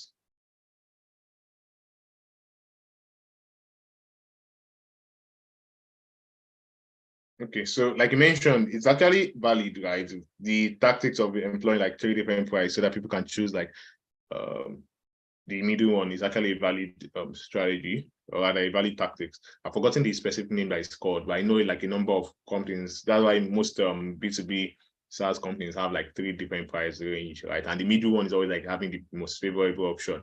So people already, most of us are trying to pick like the middle option as like the favorable option. So I presume like as mentioned, your 1K is like your bestseller, right? So you mentioned the challenge of price. So I have a question. Did the challenge of price come before you reduced your quantity or after?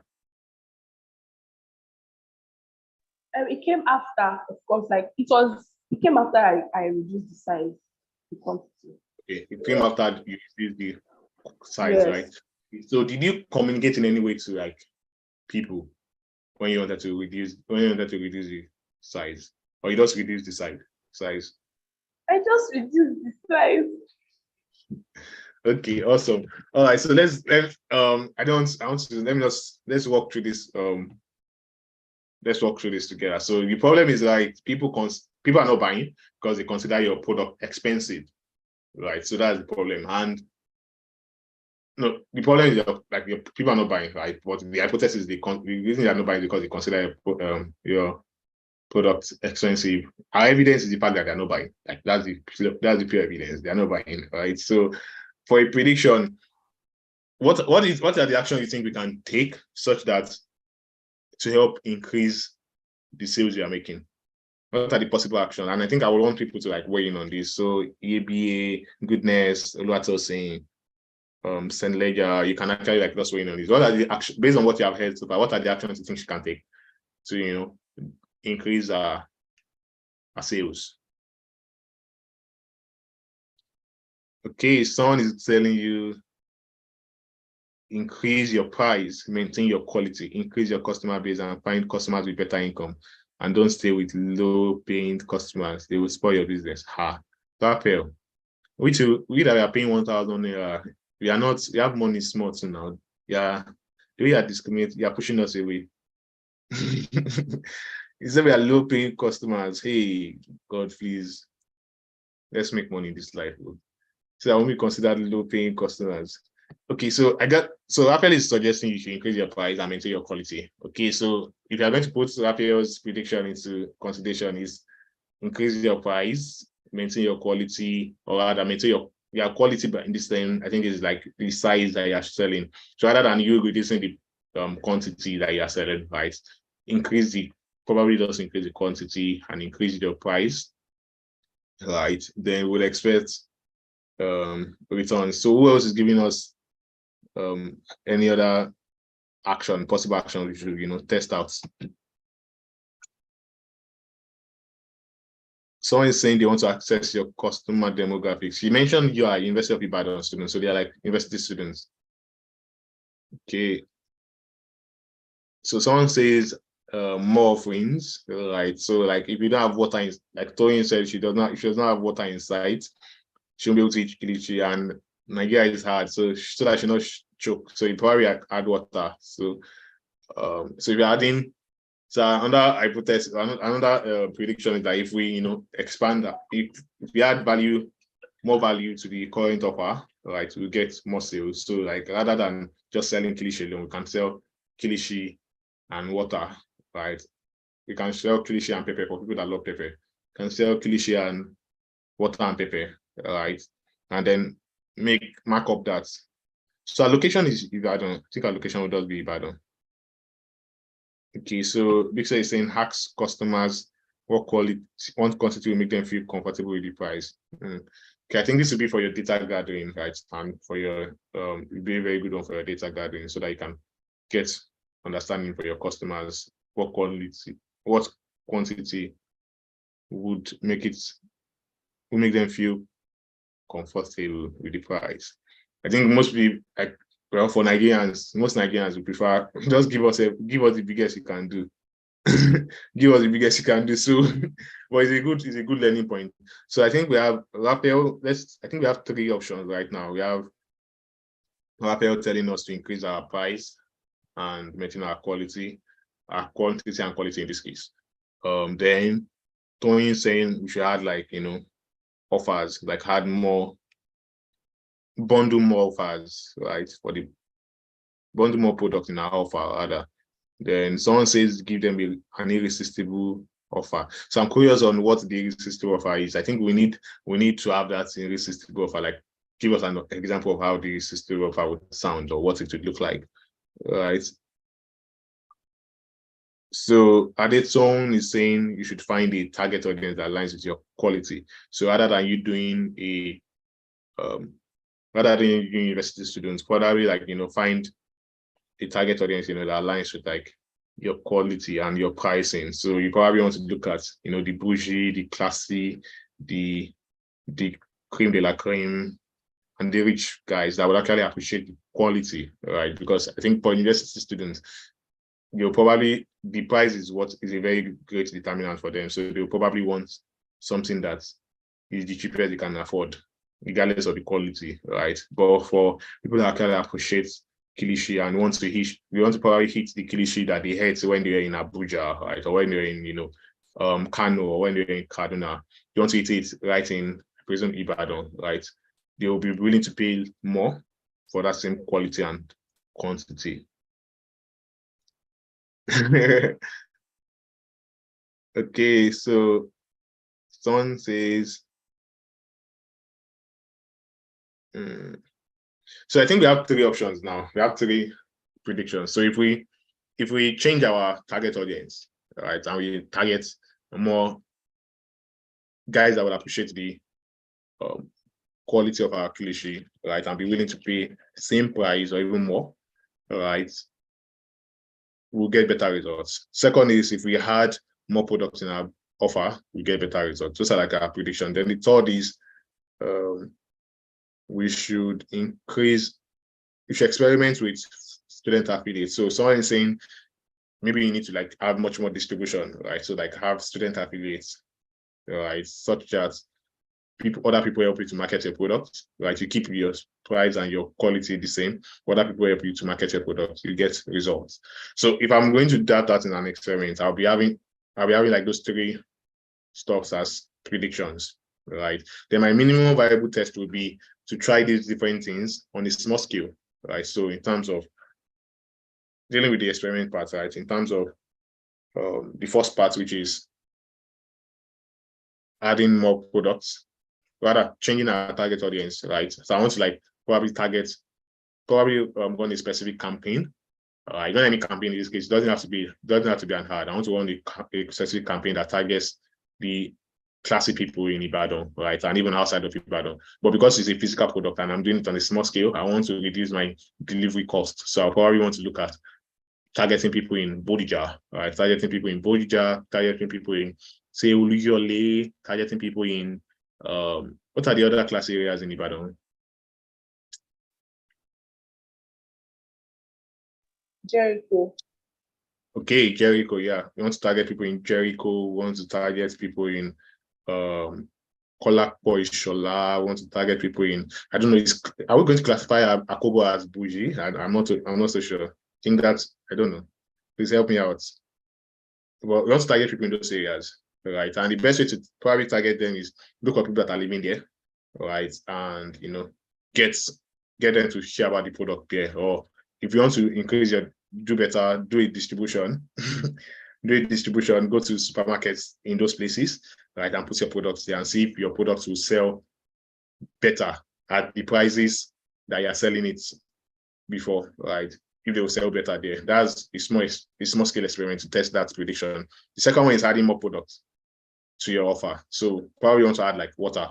You want to add maybe pepper sauce and whatnot to your product, right? And even though that's going to cost more, but I think water is a very good small scale experiment, because if you're looking at adding pepper sauce and whatnot, it could get much more expensive. Well, water works. So if you probably add like water, right, and make it add a small note or something to people, for people to like, when they're buying it, they are buying the whole package, right? And probably keep the price you mark up the price to include the cost of the water, by the way, right? And you do that.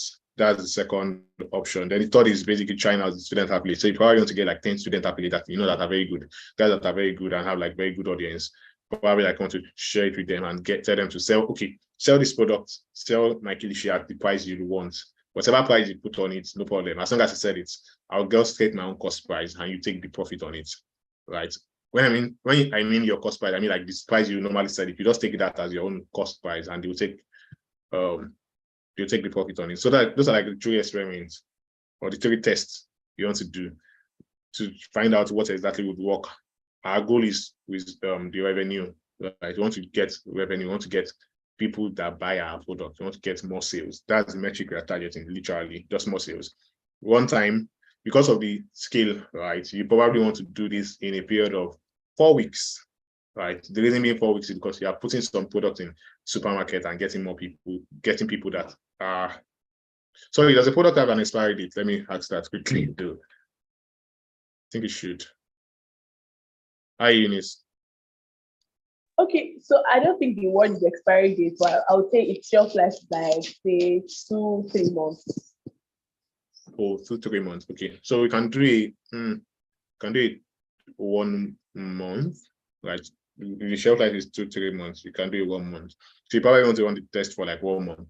So that would be like an overview of what the experiment will look like, and whatever tactics, whichever of these tests gives you more sales, significantly more sales. I usually love when, for me to consider a test a winner, it has to have like at least, depending on the scale, if it's a small scale, it has to have at least 50%, like 50% win rates above others, right? So that means I have to see that it beats other strategies by at least 50%. The result I get, it beats others by at least 50%. If it's a larger scale experiment, if I want it with 1 million customers or 2 million customers, 6 million customers, then we can now start considering other options, like maybe a 10% or a 15% or a 5%, win rates in quotes. So basically that's how the experiment will probably pan out. Right, and I think you have 3 solid options right now with you in front of you, so you can target a different market, right, or add a specific product to your current offer, right, or leverage much more distribution channels that is students, right, and see what works. So that's basically what we do as marketers, leveraging the data we've gotten to push and drive our marketing strategies. Then last important thing is take learnings from this, take specific learnings from this, and you scale it.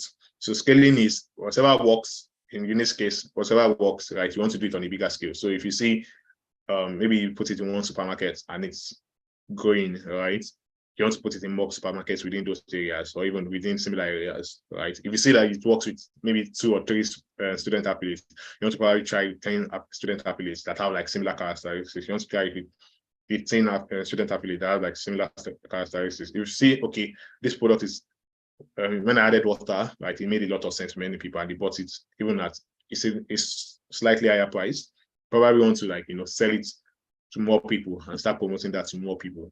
Right, so that is all about learning and scaling and leveraging data for your marketing and leveraging data to basically target the right customers and target the right customers for your business growth.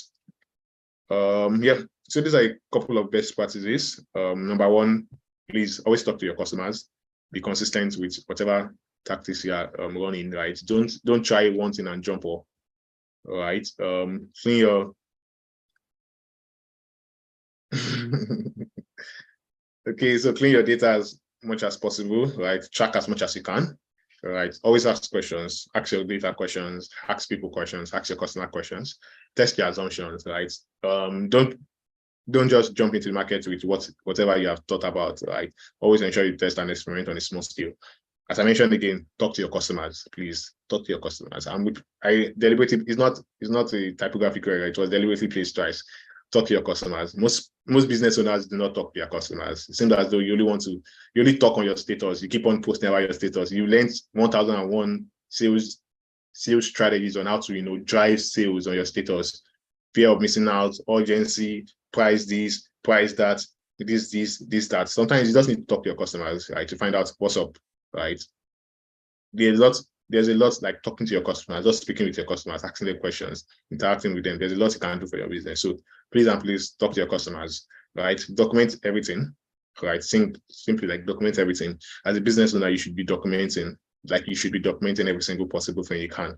Iterate is awesome, right? So that means keep on improving. Whatever learnings you get from the different strategies you employ, keep on improving. Then be data informed. So leverage data for your marketing, right? That would leverage data for your marketing, leverage data, let data be part of your decision-making process. That doesn't mean data should lead the whole decision-making process, right? or let it be a part of your decision-making process. Let it be a significant part of your decision-making process, right? Try as much as possible to retarget always. The money you are looking for is with the existing customers you have, right? So try as much as possible to retarget. Don't just keep on selling and trying to get new customers. The customers you already have, right? Try as much as possible to, retarget, keep them, offer them much more products. Then embrace automation, as simple as WhatsApp automations, embrace it, right? We have a number of online store platforms that are available. Don't keep on selling on your WhatsApp alone and saying, oh, I'm not going to be selling on my WhatsApp or posting on my WhatsApp status. And embrace those platforms, right? Use those platforms, use Flutterwave Store, right? Leverage it for your business. Use Bumper, leverage it for your business, right? It would help you sell better, it will help you to sell more, it will help you to get more customers. Then the don'ts, please don't assume, right? Don't assume, test your assumptions. Don't just go ahead with it, right? And also don't coax your data to fit your own idea, right? So some of us already have like what we want to do, we have what we want to do in our mind, right? But then we just take the data, we look for the data that will suit our idea and say, okay, since they say we should be data backed, let me just back this idea up with this particular data. So don't do that. Ensure your data contributes to the decision-making process. Let data have a seat on the table. Don't use data as the last, don't use data to basically sell your own idea alone. Ensure that data helps you to review your idea to ensure that your idea is valid and can be used. So I think that's all for this class. If you have any question, please, by all means, I think we can take questions now. So Tony, I'll say over for you. Yes, Olumide, hi. Thank you so much. Thank you so much. I feel like if everybody could, they'll be like clapping, like a round of applause for our speaker. Thank you so much, Olumide. If you can, please give like a clap emoji in the chat, letting us know that you appreciate our speaker. It's not easy for someone to come and, train us on things that people pay thousands of naira and dollars to learn, okay? So Olumide, thank you so much for that. We'll be taking questions now. Thank you so much love they're sending to you, Olumide. Yes, you don't take this for granted. So I shared a link earlier to a question link where you could drop your questions if you like, you're shy, you don't want to see your questions out. But if you can type your questions, it will be nice to do that now. We already have some in, and for priority's sake, we'll answer those that have already dropped. Okay. Yeah, so we're doing that now. I'm sharing the link, currently. So drop your questions, but if you feel like the questions on your heart are burning and you can say them, just signify with like a show of hands and I could call you for that. But while we're thinking our questions, we're putting the word to it. I don't know if Dami is still here. Hi, Dami. Dami, can you hear me? Okay. So you need to finish off where you stopped before, so that we can have Olumide answer our questions after you go. All right. So take it away. Do you want to share your screen or should I share mine? What's it going to be? Okay. All right. So guys, let's be putting those questions together. Sorry, just do this. So, your questions together. Olumide will be answering a bit. Thank you so much, Olumide, for that. I really will feel so much. Let's say I feel like our Kilishi merchant or Kilishi seller is so. I say so blessed, because how do you come for a free event and everybody's giving you advice just because you participated? You said, oh, don't worry, you guys can use my business. And now there's like, you have like over 10 and people that you haven't met before are like giving you advice that when you put to practice now, you're making money. Come and pay tithe when you don't know. I just feel like, need to put that out there. That tithe is important. Okay, so Dami, take it away.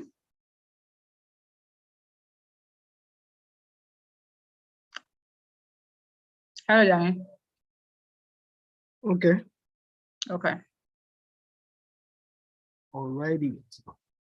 So thanks, Olumide. This has been like a very, very insightful session. It's been super great and helpful.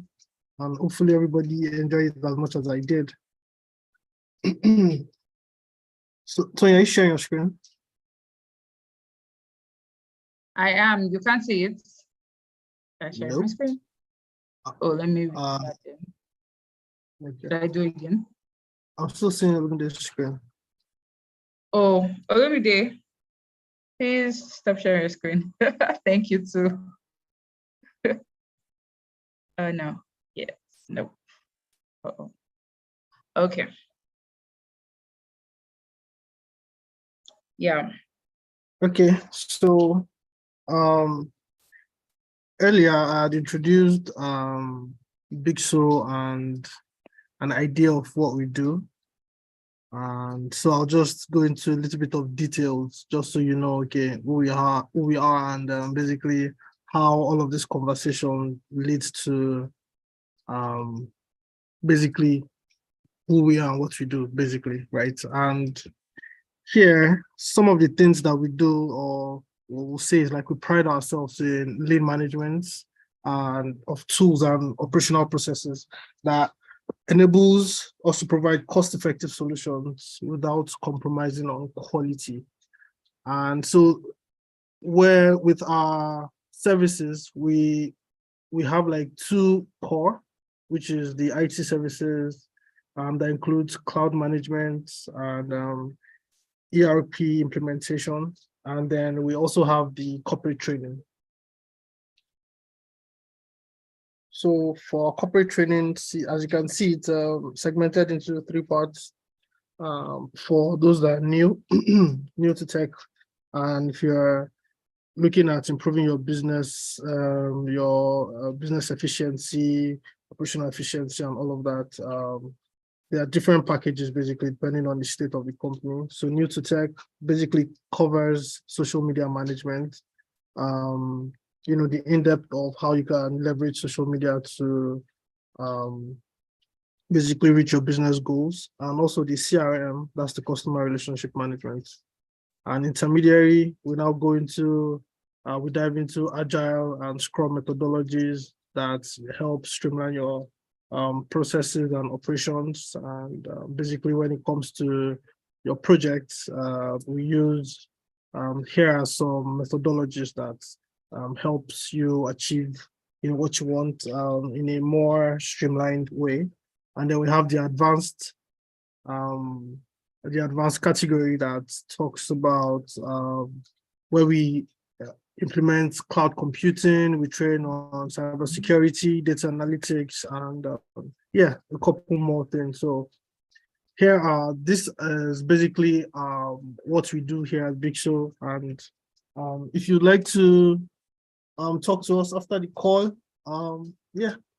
you book a call with us. Tony is going to share the link where you can book a call with us. It's a free session, basically. Let's just get to talk no more about your business and how we can leverage some of the services to help take it to the next level. And also, there's been a survey that has been sent. Please fill the survey, help us get some feedback, and your questions. So you can take it. Thank you so much, Dami. Thank you so much for that. So irrespective of what your business is or what you do, you can always reach out to us if you need like help with your digital infrastructure. I don't think there's anybody at this point, maybe am I wrong, aside maybe as a market seller. I think market sellers now, they use delivery services and online services to reach more customers for those that cannot come to the market. So everybody has like a form of digitalization, and it helps structure your business better. And when a business is effective enough, you'll make more revenue. So yes, give us a call. Are you an NGO? Do you run like a big scale business, or are you part of one? Do you think it's something, you work in a company and you're like, I think we need this here, but I need to talk to my boss first. So that get your boss to get on a call with us, and we'll be very willing to help take it from there. So our survey too is up, in the way of data. I know we'll be learning about data today, and I want to learn how to make these sessions even better, and how we can make your experience of these sessions better, so you have like a wonderful time. I'm sure today was a great time. So we're going to be answering questions now. Olumide, are you ready? Are you ready to answer some questions? I am. Yes, Yes, you are. You are. How did you find the questions? I they are like very that. interesting. They are very interesting questions. Right. Where do we start from now? Okay, I think we should start. I think we have 6 questions in all. Let me do a You refresh. want to share the questions on the screen? On slide one? Okay. Let me try and do that. Okay. So I'll be taking this down. Okay, financial. Okay, thank you so much. So let me share questions. Please tell me if you can see my screen. Yeah, I can. Yes, Okay. I can. Yes.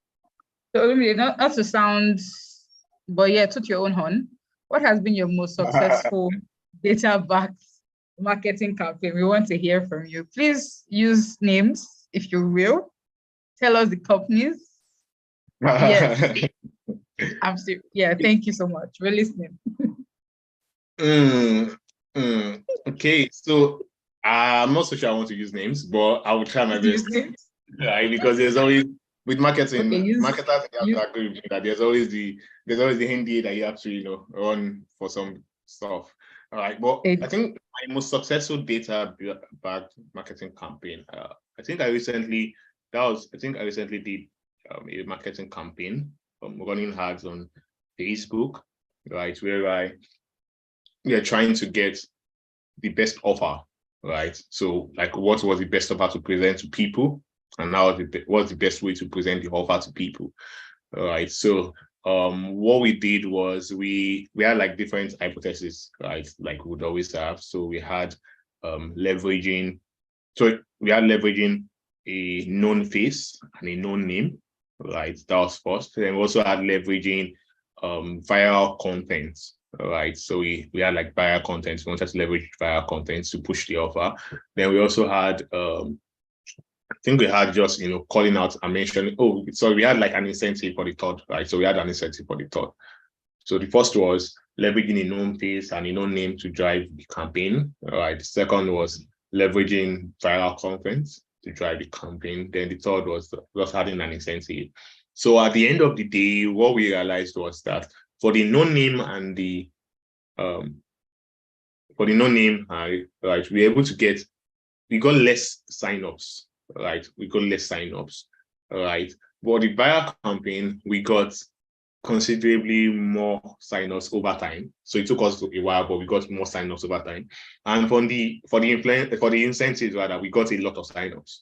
Right. But at the end of the day, like over a period because it's a product, like it's a software product, right? So signups are not the end goal. Sign up is just a means to an end. The end goal is actually like transactions.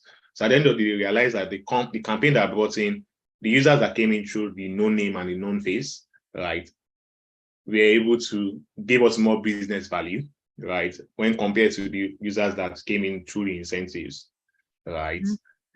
Then also the users that came in through the viral content didn't give us as much as the known name and the known face, right? But what we realized from them is that they're active. So what I mean by active is that they actually like did some actions, even though they did not give us much more in business value, but they did some actions.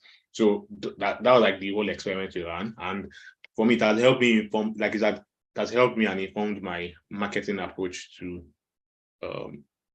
even see other similar products, right? So I try as much as possible, even though I don't like leveraging influencers directly, I try as much as possible to engage like niche influencers in my campaigns, such that I, consult with, I get them on board, right? And I use their content to promote my products, right? So I get them to create content for me, and I use that content to like promote the product. So I'm basically like combining the learnings I've gotten from the marketing campaign and combining it in like subsequent campaign. So I think that's like a I'm so sorry I did not mention names, but that's like a recent like campaign. I won't call it it's not my most successful, but it's like just a recent campaign. I think my most successful will be the next one. So I see.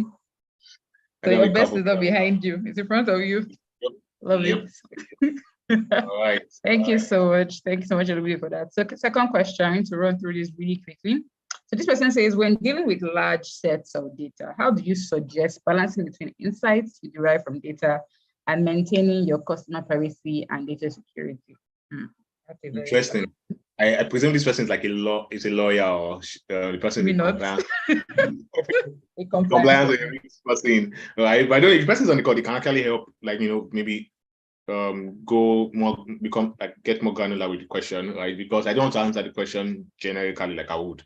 If I'm going to give an answer to this, the answer I would give is, before you get data of people, right, you need to actually give them consent, right? They need to actually consent to sharing that data. So you need to actually have a place, and it's even like in the most recent law passed, you actually need them to consent to it. Like, you need them not just putting it. I know most companies, or some companies, will just add it to the terms and conditions and nobody reads, right? But like in the most recent law, you have to actually have, like, it has to be conspicuous, whereby they indicate that they would love to receive, they would love that their data would be used, or like they will accept that their data should be used for XYZ and other purposes. So I think doing that basically covers for the data, customer privacy, and data security part, right? And even for Facebook, if you're going to be targeting customers on Facebook or Instagram or Twitter or all these platforms, right? Anybody that is actually on those platforms, they've agreed and consented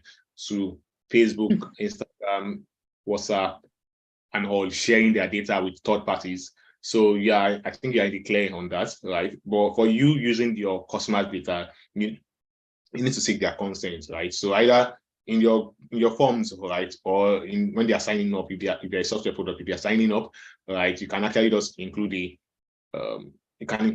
simple consent checkbox, whereby they tick that, okay, I accept to have my data used for whatever purposes is going to be used for.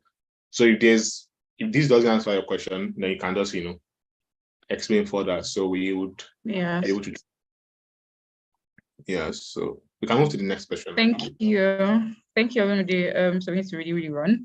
So this person says, thanks a lot for the insightful session. Thank you, Olumide.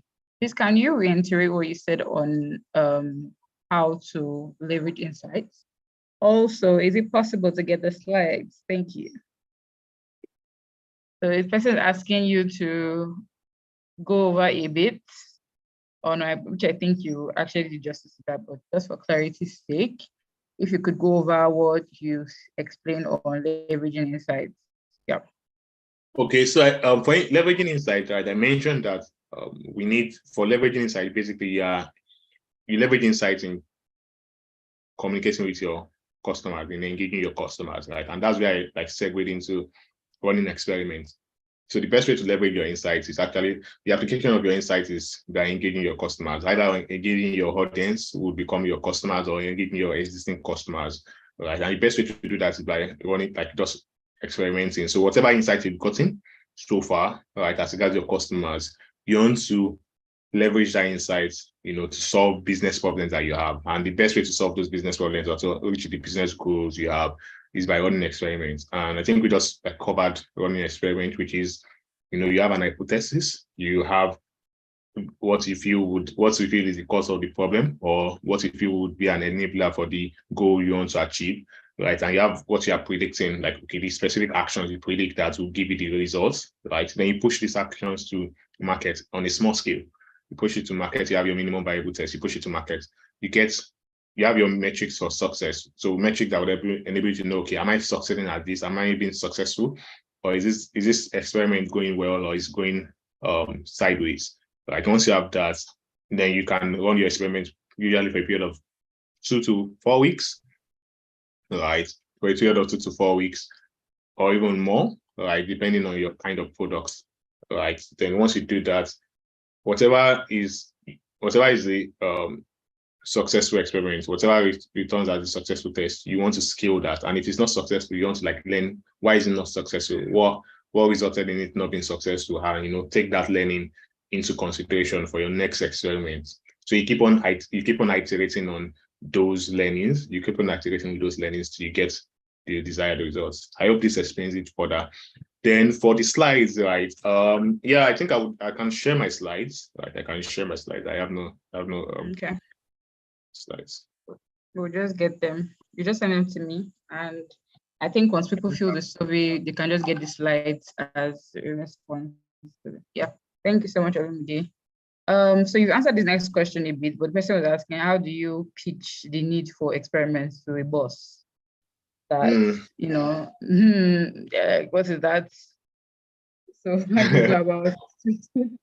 Okay, so how do you pitch experiments to a boss? So I think before I answer this question, I want to first mention that if you're a marketer, right, or you're a growth person and you want to join any company, one thing you should actually be looking out for is what's the company's approach to like decision making.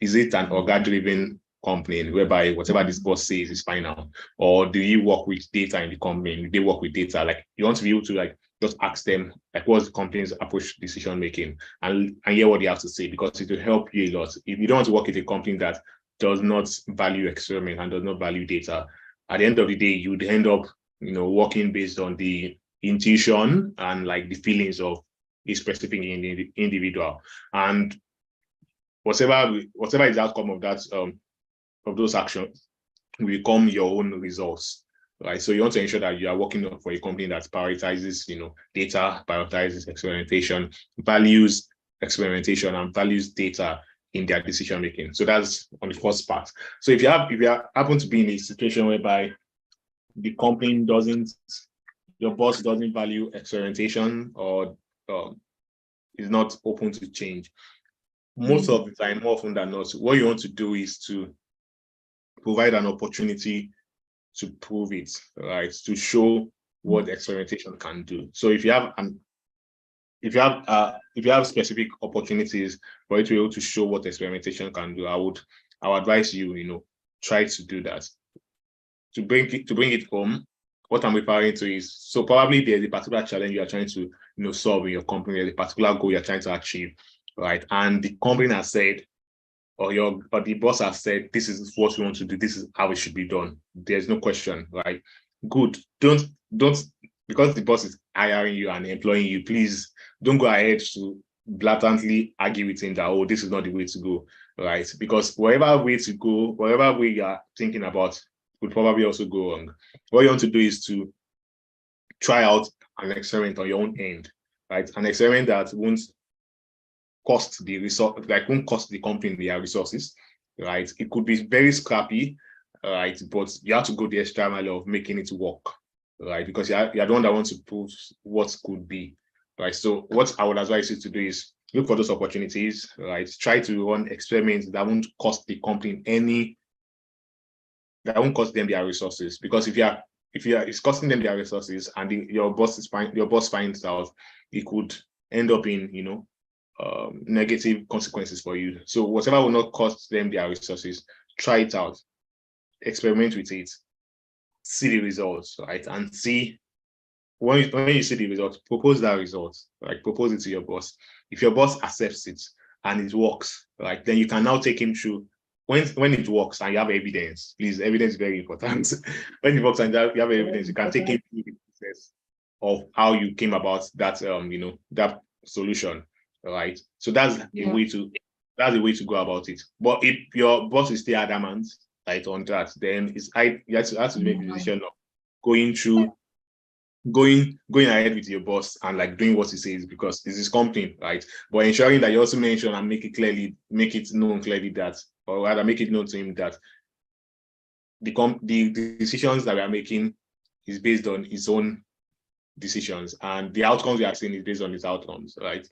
But he's your boss. So if you have an alternative, you can actually like just switch jobs.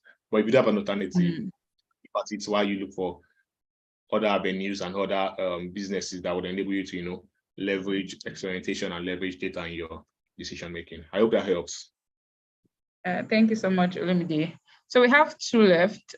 So this person is asking, how does data-backed marketing work for influencers? So someone is an influencer. They do, say, graphic design on Upwork or one of these platforms. How does marketing with data look like for them? Okay, so so data-based back marketing for freelancers would be basically you leveraging data to know what's the best freelance platform for you, right? What's the best freelance platform for you and your skills are? What's the best proposal or the best offer, right? And what's the best price, right, for you and your skill sets? So leveraging for me, right, even like in my freelancing avenues, what I try to do is I have like multiple platforms that I've experimented with to see which one suits my skill set, which one suits the skills I offer, the results I offer, which one suits it best, right? And so I chose like 2 or 3 platforms, right? And I told myself I was going to like tweak the messaging, set up like a portfolio, tweak my messaging, tweak my offers, and push a lot of offers through these 3 platforms. My end goal is to see which platform would give me the best returns. When I mean returns, I mean in terms of gigs, in terms of quality of gigs, in terms of best pricing, in terms of quality of clients also, because there are some clients that can be very, very stressful, and there are some clients that can, enable you to live the soft life. So I did that with, I think, about 2-3 platforms, and I found out that what works for me and what works for me in terms of the quality of clients I want, the pricing, even the ease of getting the client. For me, it was, I won't mention the platform because I don't want a situation where someone takes it to client and says, oh, this is the platform I'm using. So you can run your own experiments, right, and see what works for you. But I think that's something you can do with for a freelancer. That's how like data-backed marketing can work for you. So what platforms do you want to be on? What platforms do you think would work best for your skill set? What platform do you think would work best for your pricing? What platform do you think will work best to enable you to attract the kind of customers you want, the quality of customers you want? You can experiment with 3 platforms or 2 platforms and push your marketing effort across these 2 platforms, 3 platforms to see what works. I hope that answers. Yes, I think you answered that person's question. I'm sure they've gotten help with that. Last one, wow, we're here. How do we clean marketing data? So after we made it bloody, structured it, how do we clean it up? Yeah, okay, that's so the picture I had.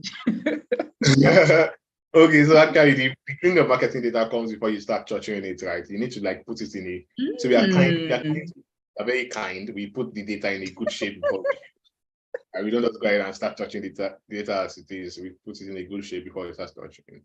Right. So basically, cleaning up marketing data basically means you putting it in the right format for the analytics tool or the analytics platform that wants to do the work of analysis. Right. So what that means is we are probably using for each analytics platform, there are like different formats they expect data to be in. Right. Even marketing automation platform, there are different formats. There are different formats, different arrangement, different structures you want the data to be in. So it's actually a matter of you organizing the data, right, to fit that context, right? So for an Excel will probably if you have a data for you to do analysis on Excel, you probably want to have a lot of, you don't want to have like empty spaces in your data sets, in between your data sets. You want to have like numbers and text together in between your data sets, because Excel won't be able to process won't be able to successfully analyze those kind of data, right? So you want to have like special characters, right? Inappropriate special characters in between your data, right? So you want to ensure that each of the columns actually speak to a particular data. You want a situation whereby first name you're having 2 names. You want a situation whereby for last name you're having 2 names. You want a situation whereby for email you're having www.something.com. That's not an email, that's for website, right? So all those things, putting the data in the format it should be for the analytics tool to be able to do the work of processing is what we refer to as cleaning the data, right? And it's not a one-size-fits-all. It's actually like it's a detailed process, right? And that's where you get a bit more technical, whereby you start learning each of the analytics tool to know and understand the rudiments of each tool and know what pertains to each tool. Then you can now do the work of like, proper data cleaning. Wow. So, yeah. Thank you so much, Olumide. Thank you so much for that. Oh, that's a lot. And because Olumide speaks fast, your pen has to move faster. But it's great that it's great that he'll be sharing us the slides. So if you fill the survey, in our response to you when you fill the survey, we're going to send you the slides to this. So please fill the survey. Make sure you fill it. Make sure you fill it. If you are in Ibadan, Nigeria, we have an event coming up, a project management training. Again, we keep giving this very expensive trainings out for free for you guys. Because it's basically the gifts that keeps giving, truly and honestly. So there's another one coming up. Only they can tell you how much PMs and project managers earn, how much they spend in training. You know that if you find anything for free, just grab it with both hands. Right? So if you know anyone in the battle, know anybody here, or you're here, there's a link in the chat already for you to sign up. Again, please endeavor to fill the survey. You get the slides as our response. Basically, that's the pipeline. Fill survey, get slides. Don't fill survey, don't get slides. That's what it is. So please fill the survey and get the slides. Yeah, so just like a reminder, if you need to book a free consultation call with us, again, free gifts. Like, in fact, that should be the hashtag of this event. Big Zo, the gift that keeps giving, because we're going to give you another free consultation business call. So you have a business, you run a company, you require corporate training.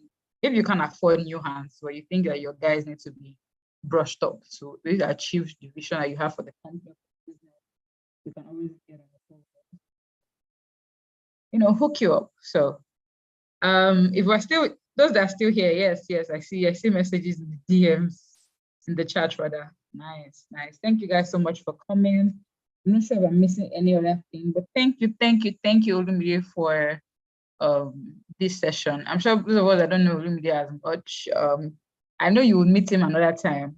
Here maybe, but maybe one tech event in Lagos. And you'll be like, I see this guy that taught us that day. Yeah. So get acquainted. Olumide, do you have social media that we can follow you on? Do you want to share that? Do you have where you? Yeah, so it's like Dara of Growth on all social. Dara of Growth on all socials. Let me type that out. Dara of Growth on all socials. There was this question somebody asked, Olumide, you mentioned a tool for WhatsApp. I can help you track on WhatsApp. You call it Groupify, Groupify. Groupify.co, Groupify.co. Spell. Groupify.co. So I dropped it for the person also. Okay, you did. Okay, I'll because I remember that question. I didn't want us to miss it. So on all platforms, that's Dara of Growth. You can also follow us because we do this kind of events, webinars, Twitter spaces, and we always bring like the best people around. So if you are in that phase of your life where you know that you've recognized the power of information, then maybe you should be using it. Can follow us, Big Zo Digital, Big Zo Academy. So Big Zo no space, Big Zo Digital, Big Zo Academy on Twitter, on Instagram. If you're on LinkedIn too. Yes, thank you. Let's keep those surveys coming. In. Thank you, Dara. Dara, you're collecting flowers in the chat too. Go and collect them. They're becoming like a very large bouquet now. You can't wrap them up anymore. It's a lot. Thank you, Dara. Thank you so much for this session. So if you need to tweet about what you learned, tweet so that people that are like-minded like you can see your tweets, follow you, and you can be growing and learning through your communities. That's also a way to grow through your communities. So thank you, everyone. If you still need the link for the survey, I think it's still in the chat box. I keep calling it the chat box, but in the chat rather. Automations are in my mouth. We have the links to the survey here. So please endeavor to click and fill so we can send you the slides. Thank you so much, everyone. Oh, thanks. So thank you. If you still need some minutes to chill or get to know, because this kind of thing is where you meet people. If you need to introduce your business, those of us that did not, say what you do, please do so. You can just keep that open for a bit. Thank you, everyone. Thank you. Wow, amazing. Dara, collect your flowers. Thank you And so please, much, Big Zo. I had a fun experience. Thank you. Thank you so much. Thank you. And if you really enjoyed our session, please be sure to. The Kilishi seller has another dry joke. My God. Be sure to fill the survey and tell him how he did. You know, encourage him. Because next time you might meet him, you might pay for what he's telling you. So be grateful. Yeah. Thank you, everyone. So Kileshi's Eunice wants to share another joke. Oh my God, what's this one going to be? Oh my God. What do you call a cow on a maize farm? Corned beef. Oh, I got that one. I got that one. Thank you, everyone. Thank you. Thank you for coming out. The meeting is over now. It's over. Field surveys. Thank you so much for coming. Thank you so much for coming.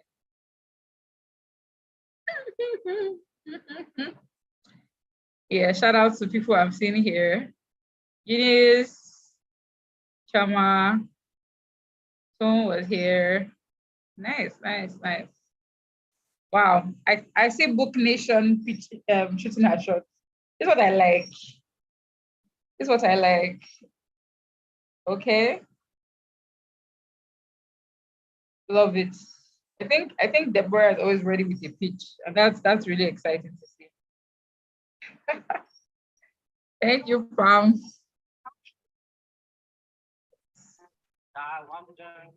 Who wants to play music for her? It's already happening. Nice, nice, nice, nice. If you know what it means, what it means. Thank you, everyone. Thank you. Bye. What it means. One more time. Your dreams come true. Right.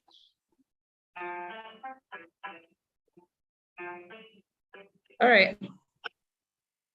Your dreams come true. And I wonder if you know Wow. what it means. What it means. And I wonder if you know what it means. What it means. Okay. And I wonder. Must we go? Eunice, you have to go, right? You have, yeah. I think you have to.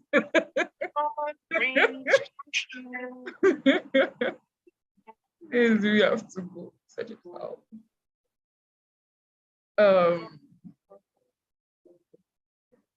Thank you. Tweet your thoughts on Twitter or X. I'll post your thoughts on X because someone got Twitter. It's X now.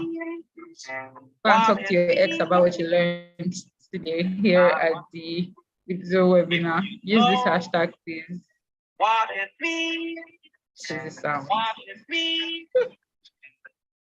I wonder. I'll be retweeting every tweet you get, so yeah.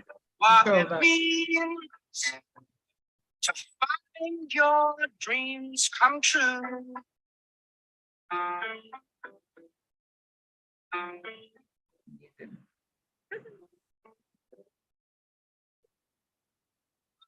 Your dreams come true. I wonder if you know what it means. What it means. I wonder if you know what it means. What it means. I wonder if you know what it means to find your dreams come true.